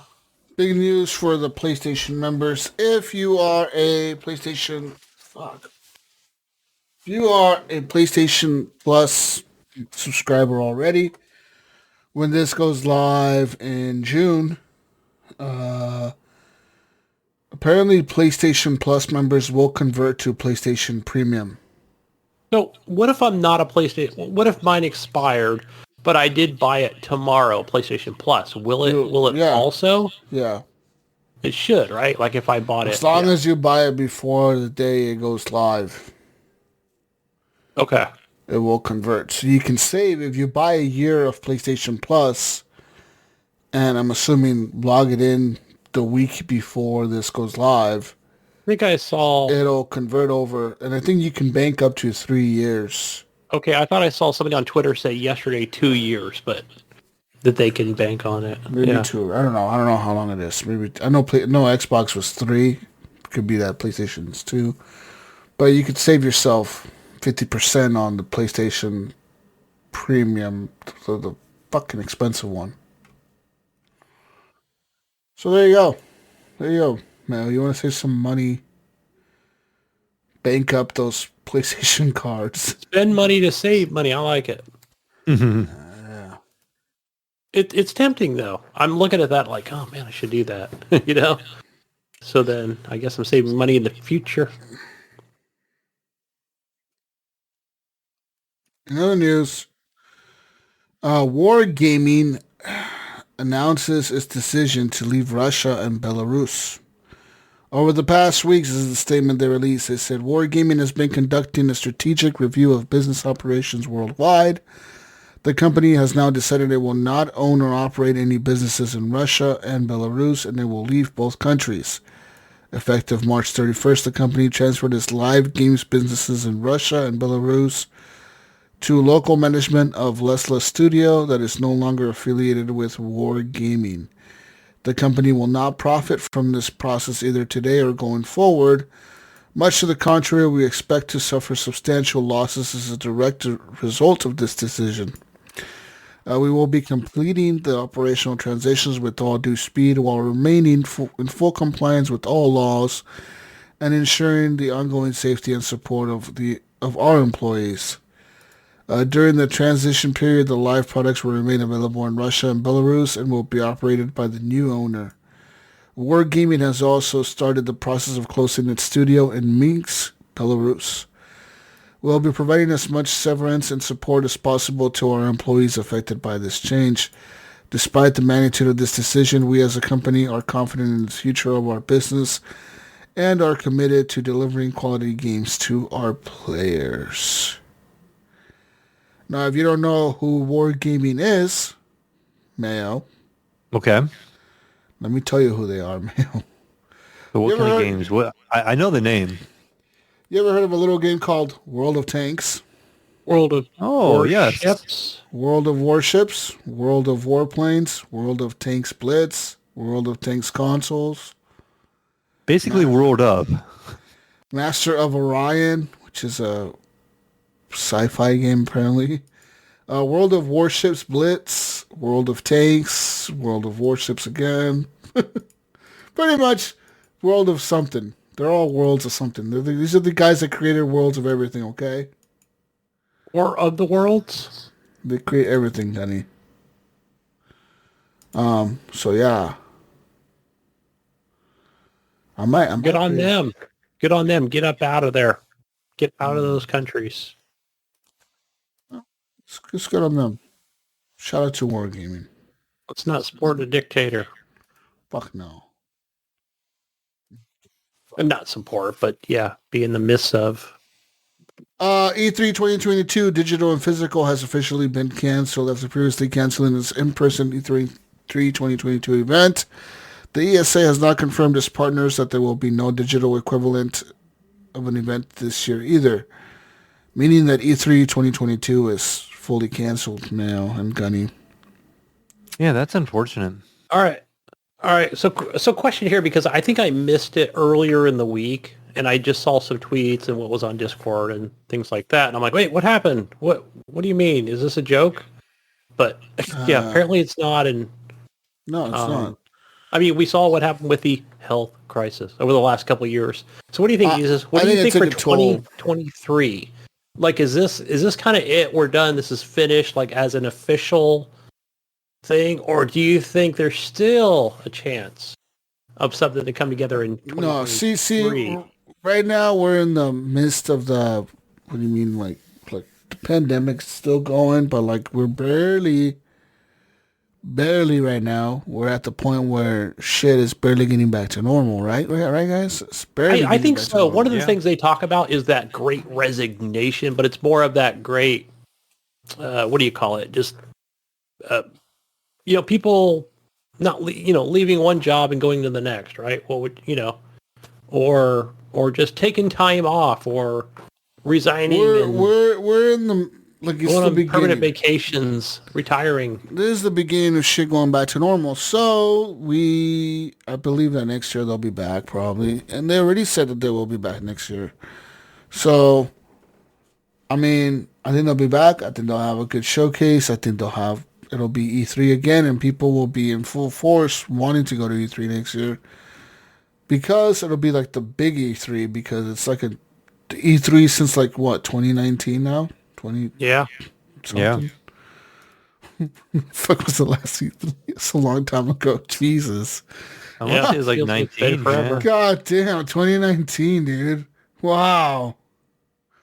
We're in 22 now. This is fucking so long ago, Gunny. Yeah, 2 years has not flown by fast enough. In other news, the PC Gaming Show will return June 12th. That's right. You might have heard E3 is canceled just now, but the PC Gaming Show will not be canceled. That's right. So, the show must go on with PC Gamer. Says Gabe Newell. No, he didn't say that, but whatever. I believe it's going to be a digital show, so there's that. The gaming Super Bowl without an E3. Yeah. What are they going to show? Well, I don't know. We'll see how that PC gaming. I used to listen to that podcast, but not anymore. Not the PC gaming show sucks. I'm not gonna lie. It fucking it's always boring. It's always boring. It's for the real enthusiasts. I think even above people like, even Mayo over there, right? Like, it's just more, look at the ray tracing. It's really boring, dude. The shaders. The other day I was playing around with my TV, and on Pluto TV they have the G4 channel, and they have like some PC or like some gaming stuff on there. I happened to run across. I'm like, oh, cool. Yes. And I was like, I had on. I'm like, oh, some of this is pretty bad. Like, it was pretty not entertaining. I'm like, okay. I haven't watched. What's his name? Godfrey. Yeah, but I mean, some of the old crew is back. I can't remember the one gentleman's name, but he, like, I was like, wait, where is this show at? Like, I assume it's on YouTube and Twitch and stuff. I haven't really seen it. See remnants of it, but where? Yeah, I found it on Pluto TV. So I know my TV has a Pluto app, and then my Vizio TV has like free channels too. And I'm not sure if it's on there or not. But you know, like how you have that internet streaming of channels, kind of like it's like older shows and stuff like that. Like I found the G4 channel on there, and like I said, it was like, oh, I'm just gonna watch this for a minute. But yeah, it was a lot of YouTube videos of this one classic gamer guy. I can't think of his name right now. Oh, I can't remember what it was now. I heard his name mentioned before on bonus content on VGO with the game store guy, because that guy actually stopped into his store and was looking to buy some old used games and this and that. But he actually had a whole bunch of videos that was just back to back to back to back on this channel, just from his YouTube channel, basically. Which I guess that's a crazy way to get your content out there from YouTube, is be on the G4 channel. But he just played a bunch of old content, and he talked about different things and talked about different games. But again, it was all old retro stuff. Yeah. Yeah, not something that's super as popular, but yeah, I don't know. I guess if I run across it, the old G4, but I know they're doing their thing. I forget that guy's name. He did that Friday the 13th game. Not recently, but within the last few years. Oh, Scott the Waz was the name. Okay, I've heard that name. He's a YouTuber, before. Yeah. He had a whole bunch of stuff on that G4 channel. Yeah. Yeah, they got different content creators and things, but because I remember one of the hosts, he was kind of explaining all the things on a podcast. So. All right. What else we got over, Jesus? These are boring me over here. In other news, G4, it's a bunch of boomers, Jesus, what it is. Epic Games is now hit with another lawsuit yet again. Look, these guys must have a fucking... Like, their lawyers must be happy. They must be getting paid so much. Right. If you're a lawyer and you want to be like job security, go work for Epic. Yeah. They're going to get hit with lawsuits all the time. They must get email and phone calls every week, going, I thought the same thing. I thought the same thing, Jesus. But when you read into this a little bit, this one's a little different. This one's different from all the other lawsuits. A YouTuber and choreographer is the latest content creator to sue Epic Games over Fortnite's use of a dance move. This time, Gunny Kyle Hanagami says he has copyrighted the dance in question, which he says was copied by the It's Complicated emote introduced in August 2020. Hanagami in 2017 choreographed a dance to Charlie Puth's How Long, publishing it in a video that has since drawn 35.7 million views on YouTube. Hanagami's complaint, filed Tuesday in federal court for the Central District of California, alleges that Epic stole the hook of his dance and uses it at the beginning of the It's Complicated emote without Hanagami's consent. The suit is hardly the first one brought against Epic for his use of dances in Fortnite, but it is the first one following a 4-year period of relative quietness in this space.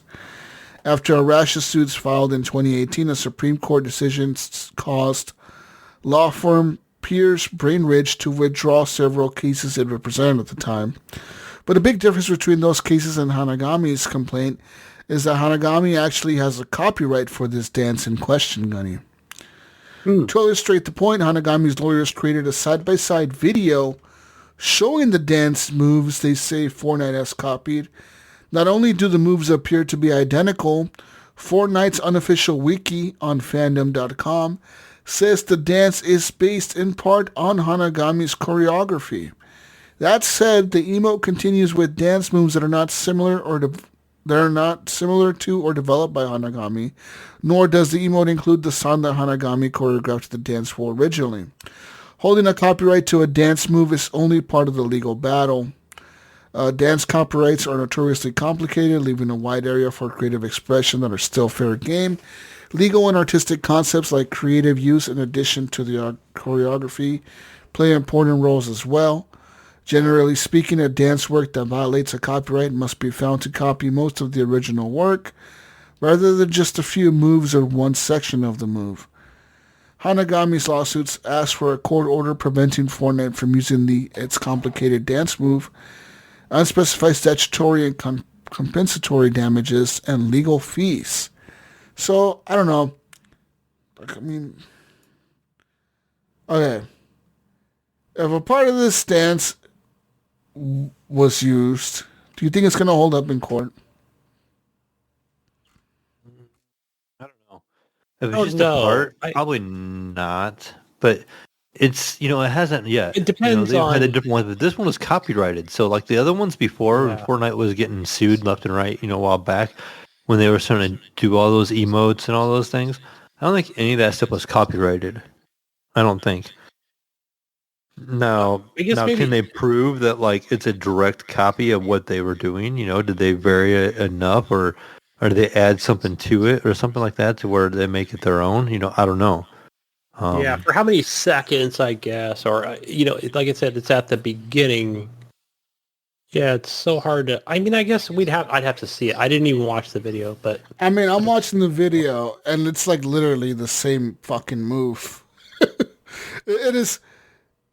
Like the video shows that literally it's everything that he does in the dance video, choreography video, they do in the Fortnite video.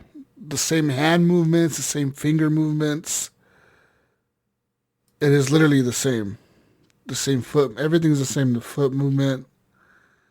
I'm not feeling like one of these are eventually going to get through, right? Like eventually, so enough people keep trying this lawsuit. Somebody's going to catch them, like eventually they're going to catch a judge that's going to be like, okay, like you're saying that these are a lot alike, or they're exactly the same. A judge may eventually be like, you know what, this is multiple times this has come up. Multiple times you guys have copied stuff before. Maybe they're going to get tired of messing with it or hearing about it. And that judge on a bad day will be like, you know what, You're over there collecting, money, stacking money on top of, like payout, right? Yeah. Interesting. Yeah, or and not to knock on Fortnite, but like they have seemed to have taken so much stuff from everybody. You've heard about lawsuits, all different kinds of dances and emotes that people have had, or people have sued them. And then you had a battle royale just like PUBG at the time. They were helping make PUBG. They come out with their own game.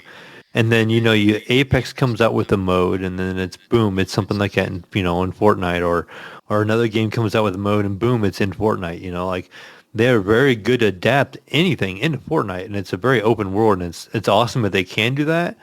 But almost it does feel like they just take what's popular and they just put it in their game. Yeah. What the Spider-Man movie is popular right now? We'll get the rights to it, and we'll put Spider-Man in there.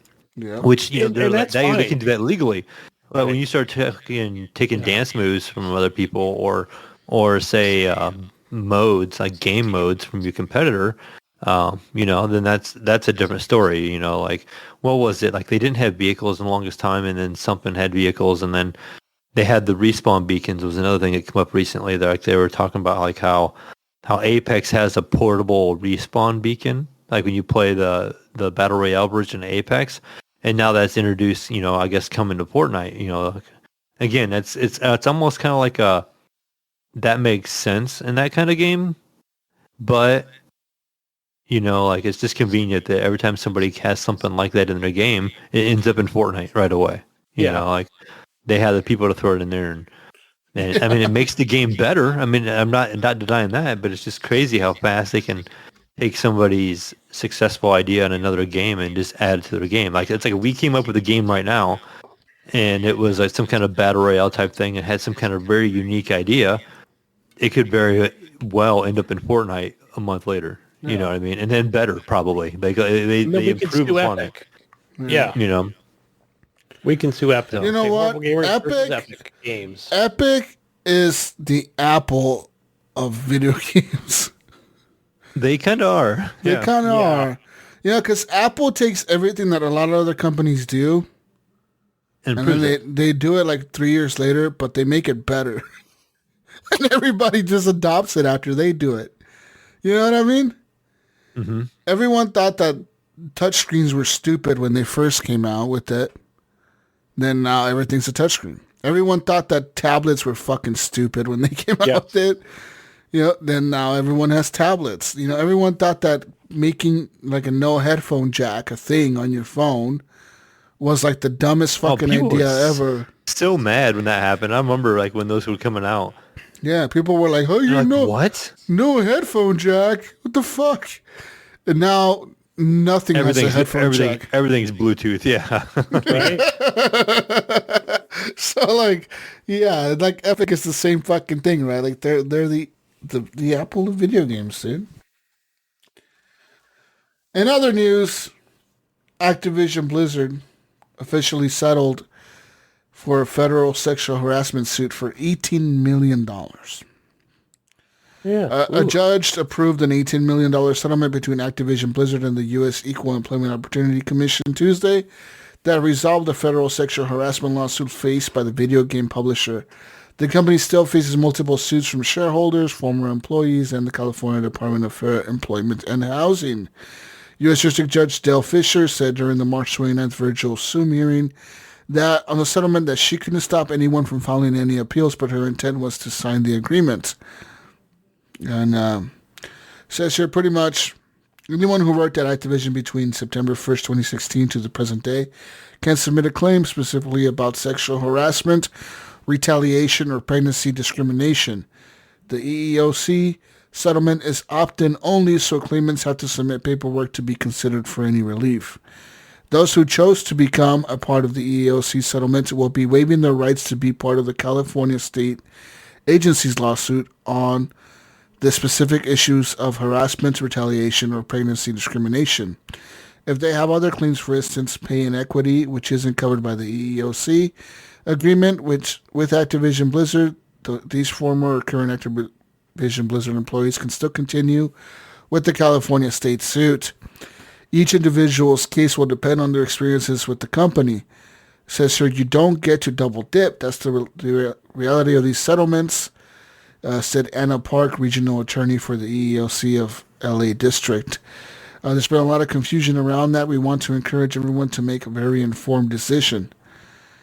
So, yeah. In a news release following that settlement, Tuesday, Activision Blizzard CEO Bobby Kotick said the company's goal is to become, quote, a model for the industry, and we will continue to focus on eliminating harassment and discrimination from our workplace. The court's approval of this settlement is an important step in ensuring that our employees have mechanisms for recourse if they experience any form of harassment or retaliation. Yeah. So they still have to go through that California lawsuit. I mean, is that because that one hasn't been completed? That one hasn't been completed yet. This one's the federal one. This is the one that the it's so messy. Federal that thing one. Is all so the other one is against them. Bobby Kotick couldn't be gone soon enough. The other one is a state one. Well, this one is a federal one. Yeah, state of California. Yeah, that was even in my local news several times. Now, but if you opt in to get money from this one as an employer, then you're waiving your rights to not be able to sue with the other one. Okay. You got to pick and choose. Yeah. You can't be in all of them and get a suit from all three of them or whatever. Yeah. I worked at Brinks, the big, Brinks Armor Car, big worldwide company. Yeah, I would see these come through, whether it was sexual harassment or other things. Nothing I was ever involved in, but just, these general lawsuits. Like you could just sign up and say, yeah, I'll be a part of it, and then they just send you a check, Weird, but yeah. Yeah. See here. Excuse me. In other news, the Xbox Series X has been one of the most challenging to find gaming gadgets since its late 2020 release. While it's always easier to get a hold of than Sony's PlayStation 5, Getting one has all but required keeping track of restocks from multiple retailers on a day-to-day basis. But now, these days, or those days may be behind us. Says here the Xbox Series X is readily available at a few retailers and has been for the past handful of days. So yeah, and it's actually pretty true. I mean, like for the past, I want to say 2 or 3 weeks now, they've been available either at Walmart or Amazon or like stores around, like just randomly. Like they must have had like a random, like a big boat came in with all their Xboxes or something. Something happened, right? Finally, right? But that's also, I just want to point out, because I got this article and I was kind of looking through it. You know, I know a little bit about the shipping thing or whatever. And I know, especially like Walmart and Costco, you know, they've got these deals with the LA port. And I'm sure on the East Coast as well on how, you know, these consoles get across the country. But, you know, I mean, they must have like just made a fuck ton of these things over, you know, over at Foxconn in mainland China before they shipped it, because wow, like we've really seen, like I can't believe, like just searching on Twitter every day to see not only the Xbox One X but also the PlayStation 5 in some of these retailers, like whether it's GameStop, Target, Costco. But yeah, I would say these things are not going to last, people. So if you want to get one, I couldn't imagine. You see it coming up. How many? Grab one. Can you imagine like one of those big ocean freighters, nothing but Xbox One X's or Series X's? Damn. How many of them there would be on one of them boats? As big as them things are, and as big as them crates are, be so many Xboxes. That'd be That'd be huge. There's a lot of containers on those mega ships, you know, that come into the LA port. They don't even come to where I live in Oakland. You know, a lot of the stuff, like I just found, like I always wonder, like what comes over there? All the liquor? Nope, that all goes to LA. And this is actually Oakland's like clothing, you know. This is actually true because today my buddy bought 2 Xbox Series X's just like an hour ago. He was able to buy 2 of them. So nice. I mean, they're pretty available. I ran across one. Yeah, I ran across one out in the wild the other day. Just at a local Mayo store, you know, just sitting behind the counter. I'm like, oh, there's an Xbox. You know what I bought instead of the Xbox? I bought 2 air conditioners for the summer before they go out of stock. So I'm like, damn it, no new gaming console for me. Dude, last summer, I learned my lesson the year before last, and I was so glad I had one last year. Because last year here in Oregon, the temperatures hit 115 degrees, dude. Yeah, I know. 115 degrees is hot as fuck, especially for Oregon. Oregon, we're used to like, we're in the 70s, 60s all the time. You go to 115, we're fucking dying, dude. And I'm upstairs, man. Like, these rooms get fucking hot, so I was glad that I was able to secure like an AC for my bedroom, and I have one for the PC room right here, because this PC room, dude, gets hot as shit. And if I didn't have an AC in here, I wouldn't be able to sit in here and even podcast. I would be like, fuck you guys. That was the thing that me and the wife were talking about yesterday, where I'm like, oh man, that would be awesome if we can get the, you know, the little, because we have like a portable. It's not the best. I can't remember what brand it is, but the ones that I got were, now we're talking about air conditioners. This must be a boomer podcast, but no, I mean, seriously guys, when I'm here in the summer and I'm in this room and I'm podcasting, it's like, I'm dying, you know. No, it's hot, I can't have the window open, right? Whether it's, you know, birds or parties too loud, or something. Yeah, too loud. Oh my gosh. But I don't know. I don't know what I'll have to do. So but, I was glad I had the AC, dude. Like that shit. I had both of these ACs going like all summer last summer, dude. Yeah. It was fucking They say hot. That comes around every 100 years. I'm like, I don't know. I mean, it's not. Man. I think the world. I remember. Ending.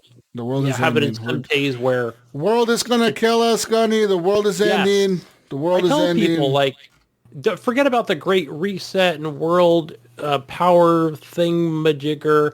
I think, like you said, it's gonna be like some volcano. You know, somewhere in the world is just gonna blanket the earth. We're not gonna have any. Yeah, we're all gonna die. We're all dying. The world is gonna crack open and lava's gonna pour out. And is central air not real prevalent out there? Like we have central air pretty much all over here in Ohio. Like not most places there is central air. No, Oregon, where I live, like rarely you see central air. Most new houses do have it, like new houses do have it. Yeah. Some new houses may not. Some new apartments have it, not all of them.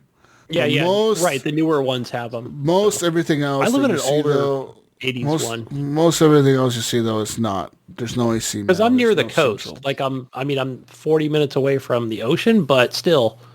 Everything is base heaters or just heaters for like the bedrooms. Yeah, see, like I've never had to worry about this. Like growing up, I grew up in an older house, like up in farm country, up in a small little town of 1,000 people, and those houses had like baseboard heating, and you had to put air conditioners in your windows and stuff like that. But even in some of the places there had central air. Like when I moved to Columbus, once I was older, everything has central air here. Like it's just. It'd be weird not to have central air, like okay, that's unusual, that's rare, like I haven't had to worry about like an air conditioner in a really, really long time, probably not since I was a teenager. So, everywhere I've gone has had central air, like just automatically.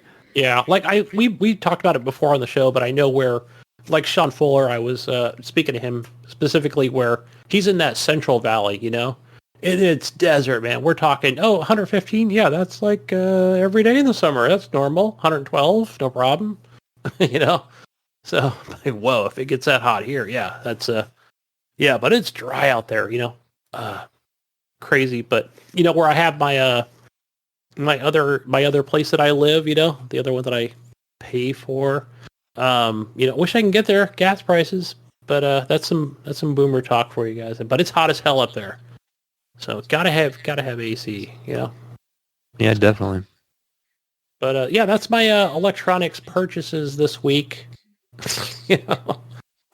Yeah, would have rather have bought more games and stuff, but oh well, what can you do, But no, it's good to see. I'm glad to see a lot of people, and even people I know, are like, fuck yeah, I got me a PS5 and an Xbox One X all in 1 week.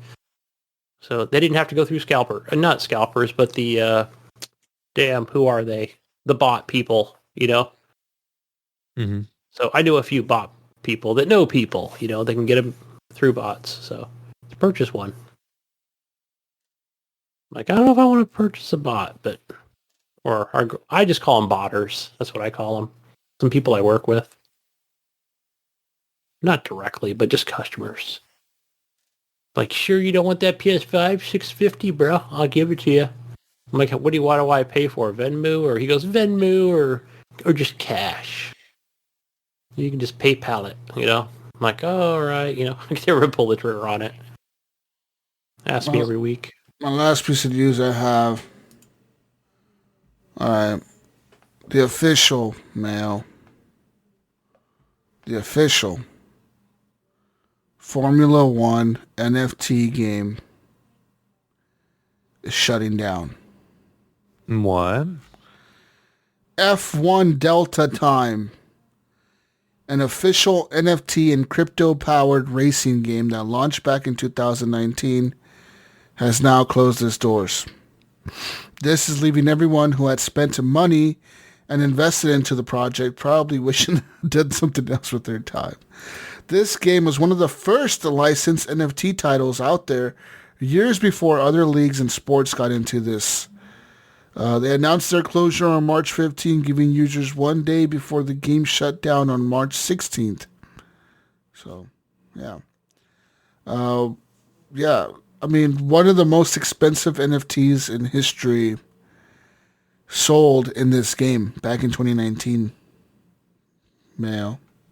You know what it was? You know what it was? No. It was a motherfucking race car, Mayo. Yeah, it was an F1 fucking race car in the game that an anonymous bidder spent $110,000 on. Oh. Yeah. This was part of a real race car. This was it was an F1 race car. It was called the 111 car. It was a jewel encrusted car in game for the person who bought it. Ooh. And he spent $110,000 fucking dollars on this. and now that's worth nothing. Yeah. I mean, Or is it even You know just what, gone? Jesus? Like, is I that- thought crazy NFT stuff. Buying shit like this. For a game that's going to shut down. But I was like, me and my Twitches, right? I like my Twitches.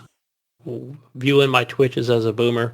But there was a hot tub. One of those little plastic hot tubs through a streamer. I'm not going to name names or anything like that, or start throwing out which ones I watch, but just one of those little little rubber poles, NFT, $50. I'm a proud owner of a little. It's a pull, the peak. Anyway, yeah, I don't know. But yeah, the streamer doesn't stream anymore, so I'm ass out on that one, man. Damn it.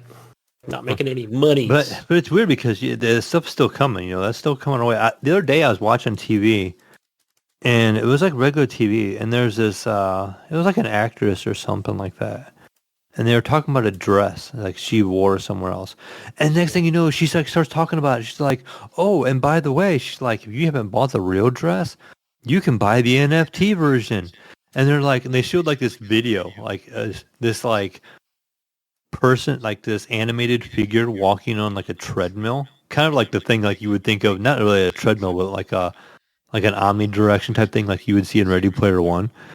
And it was like a character wearing a dress with like cyberpunk type glasses. And I'm like, what the hell? And they're like, you can get your chance to own a piece of this dress now.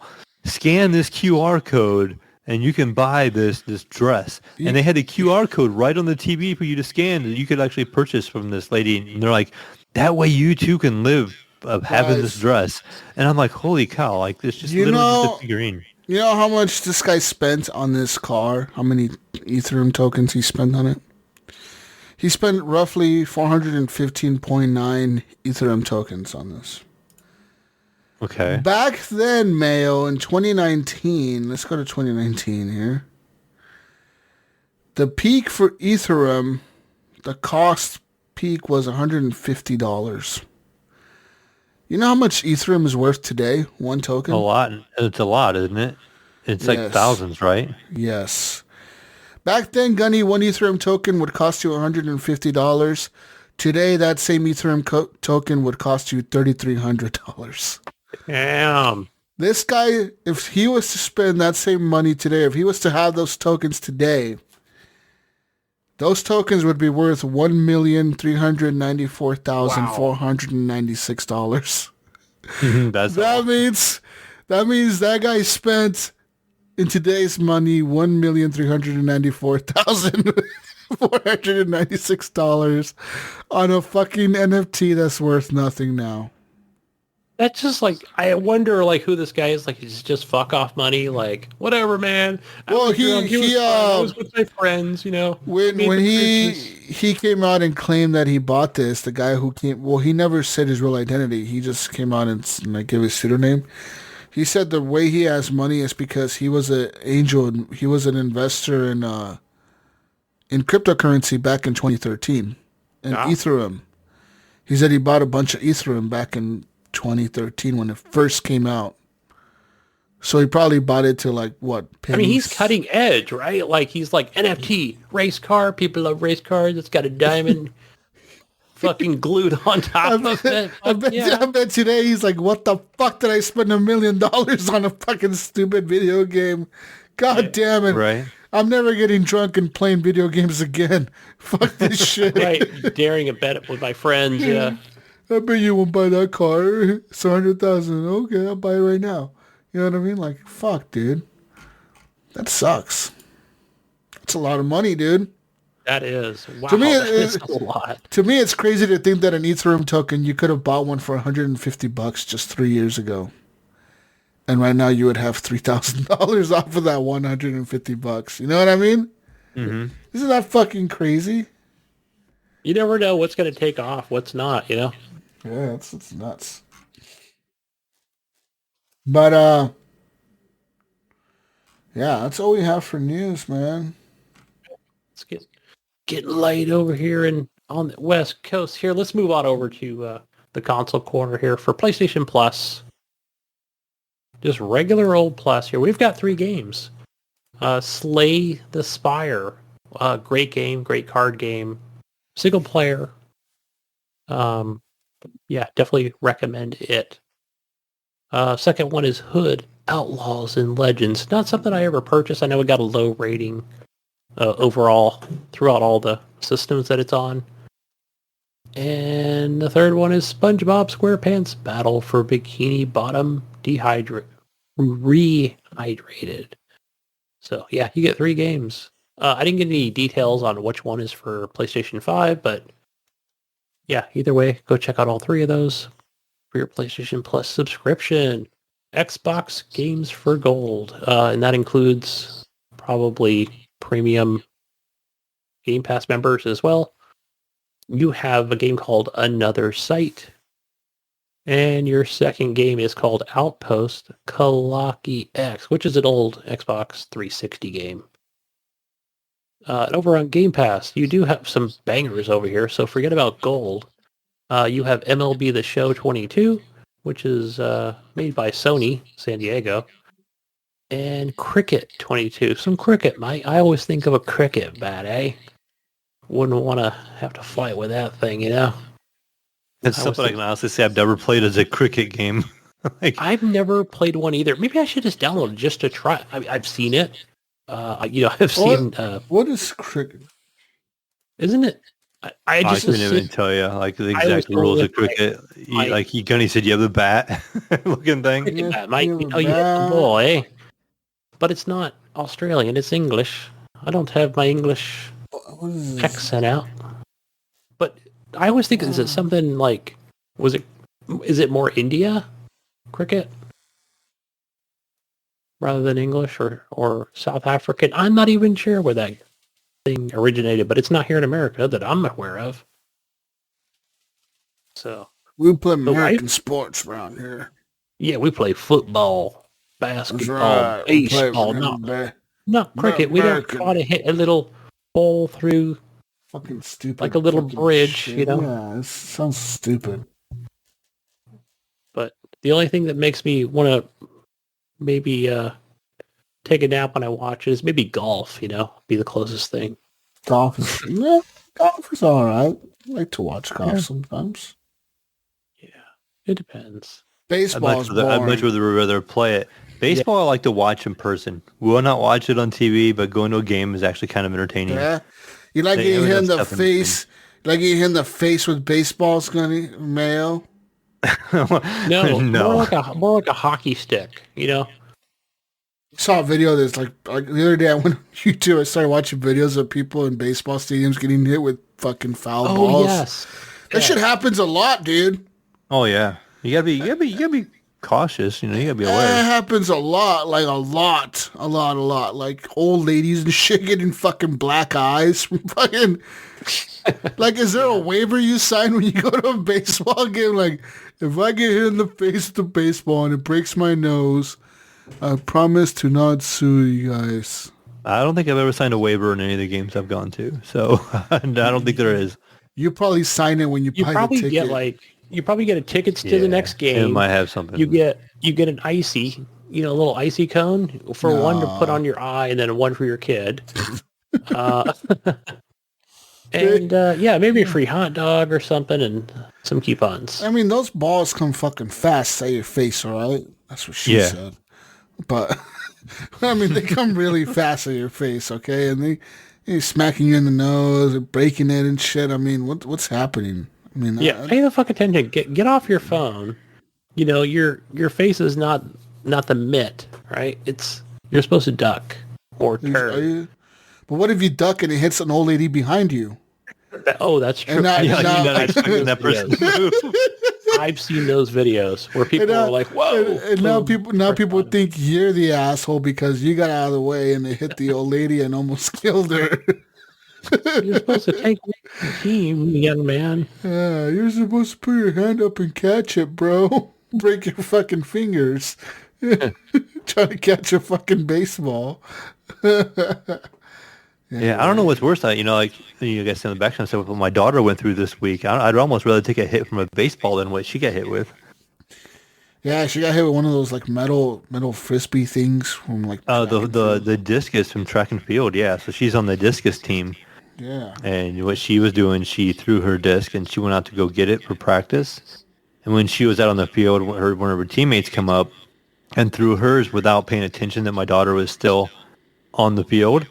So as she was coming up, as she turned around, it like cracked her right in the top of the head.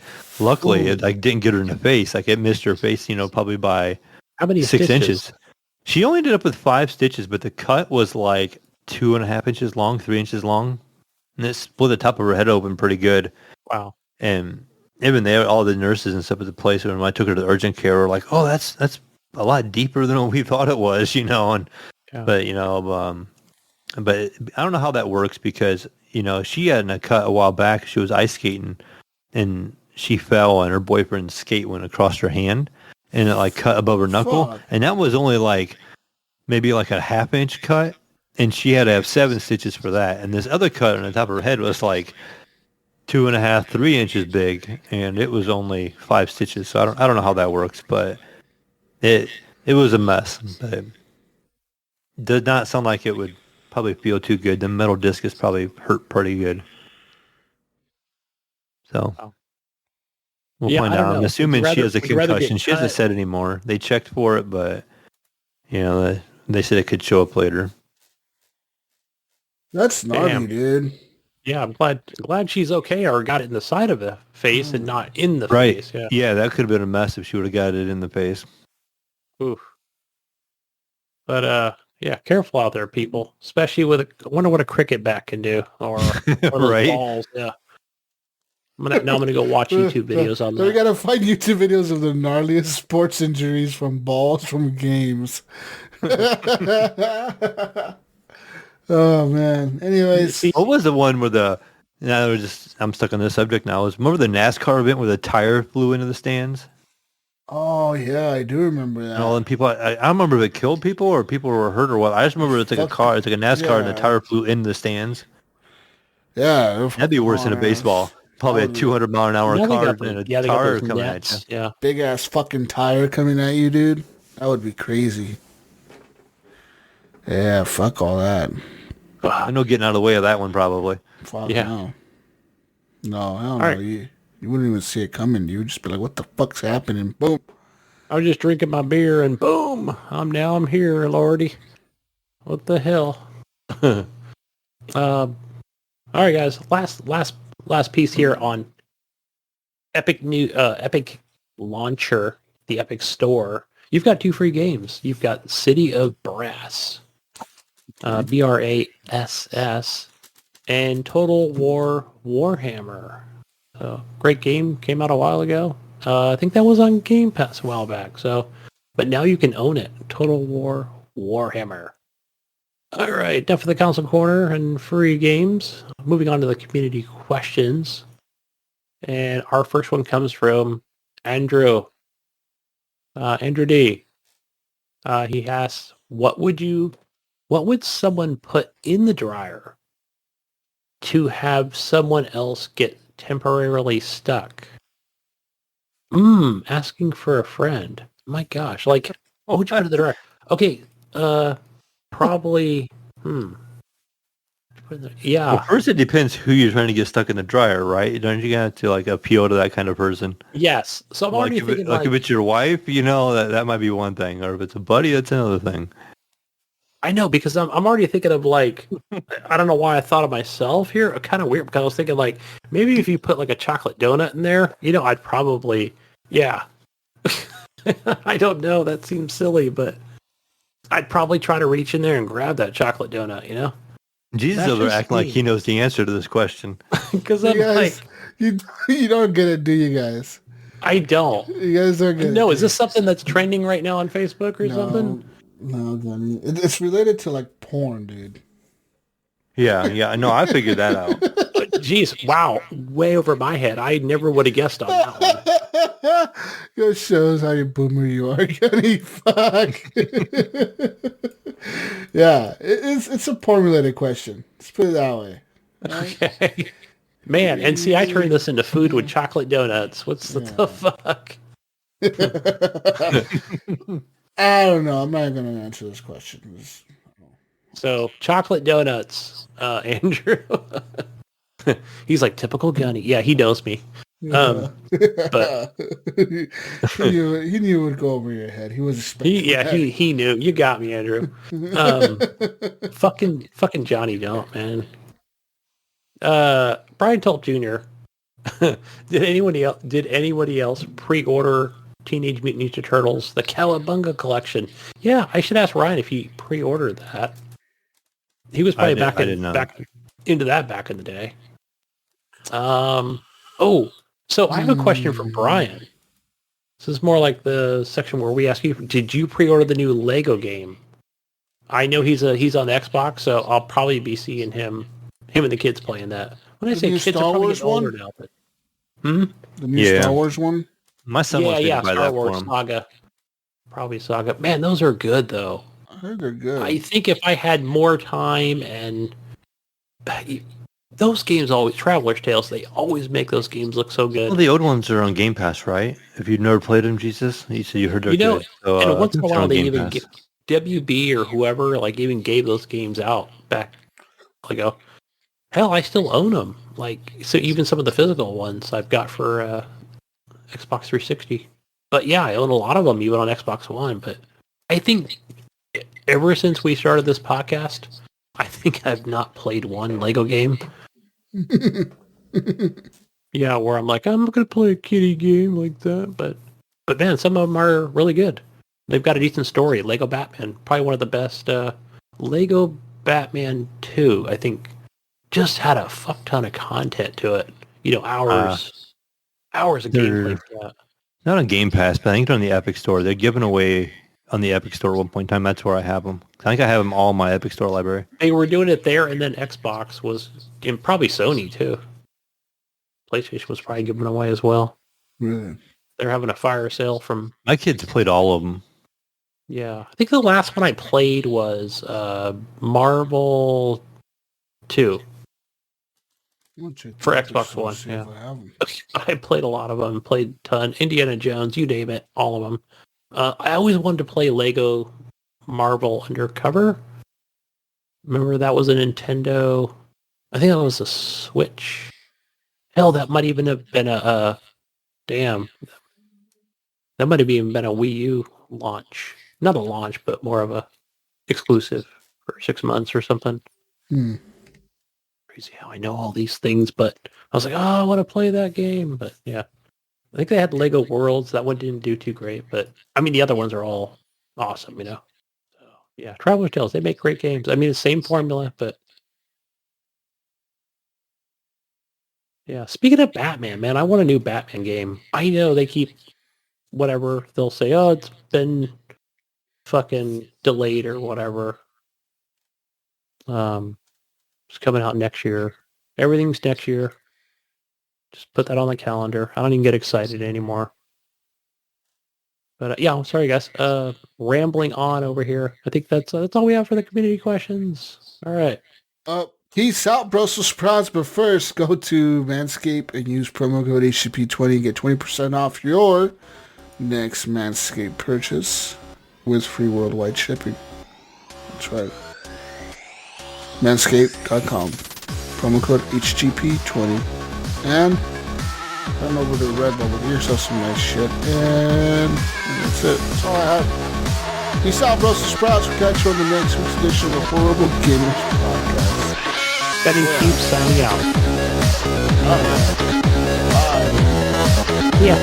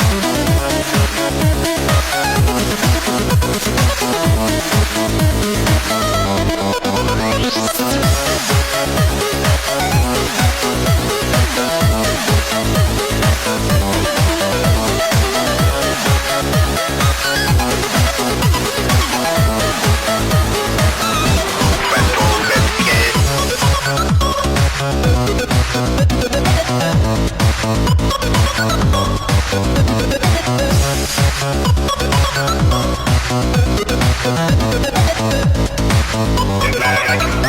back.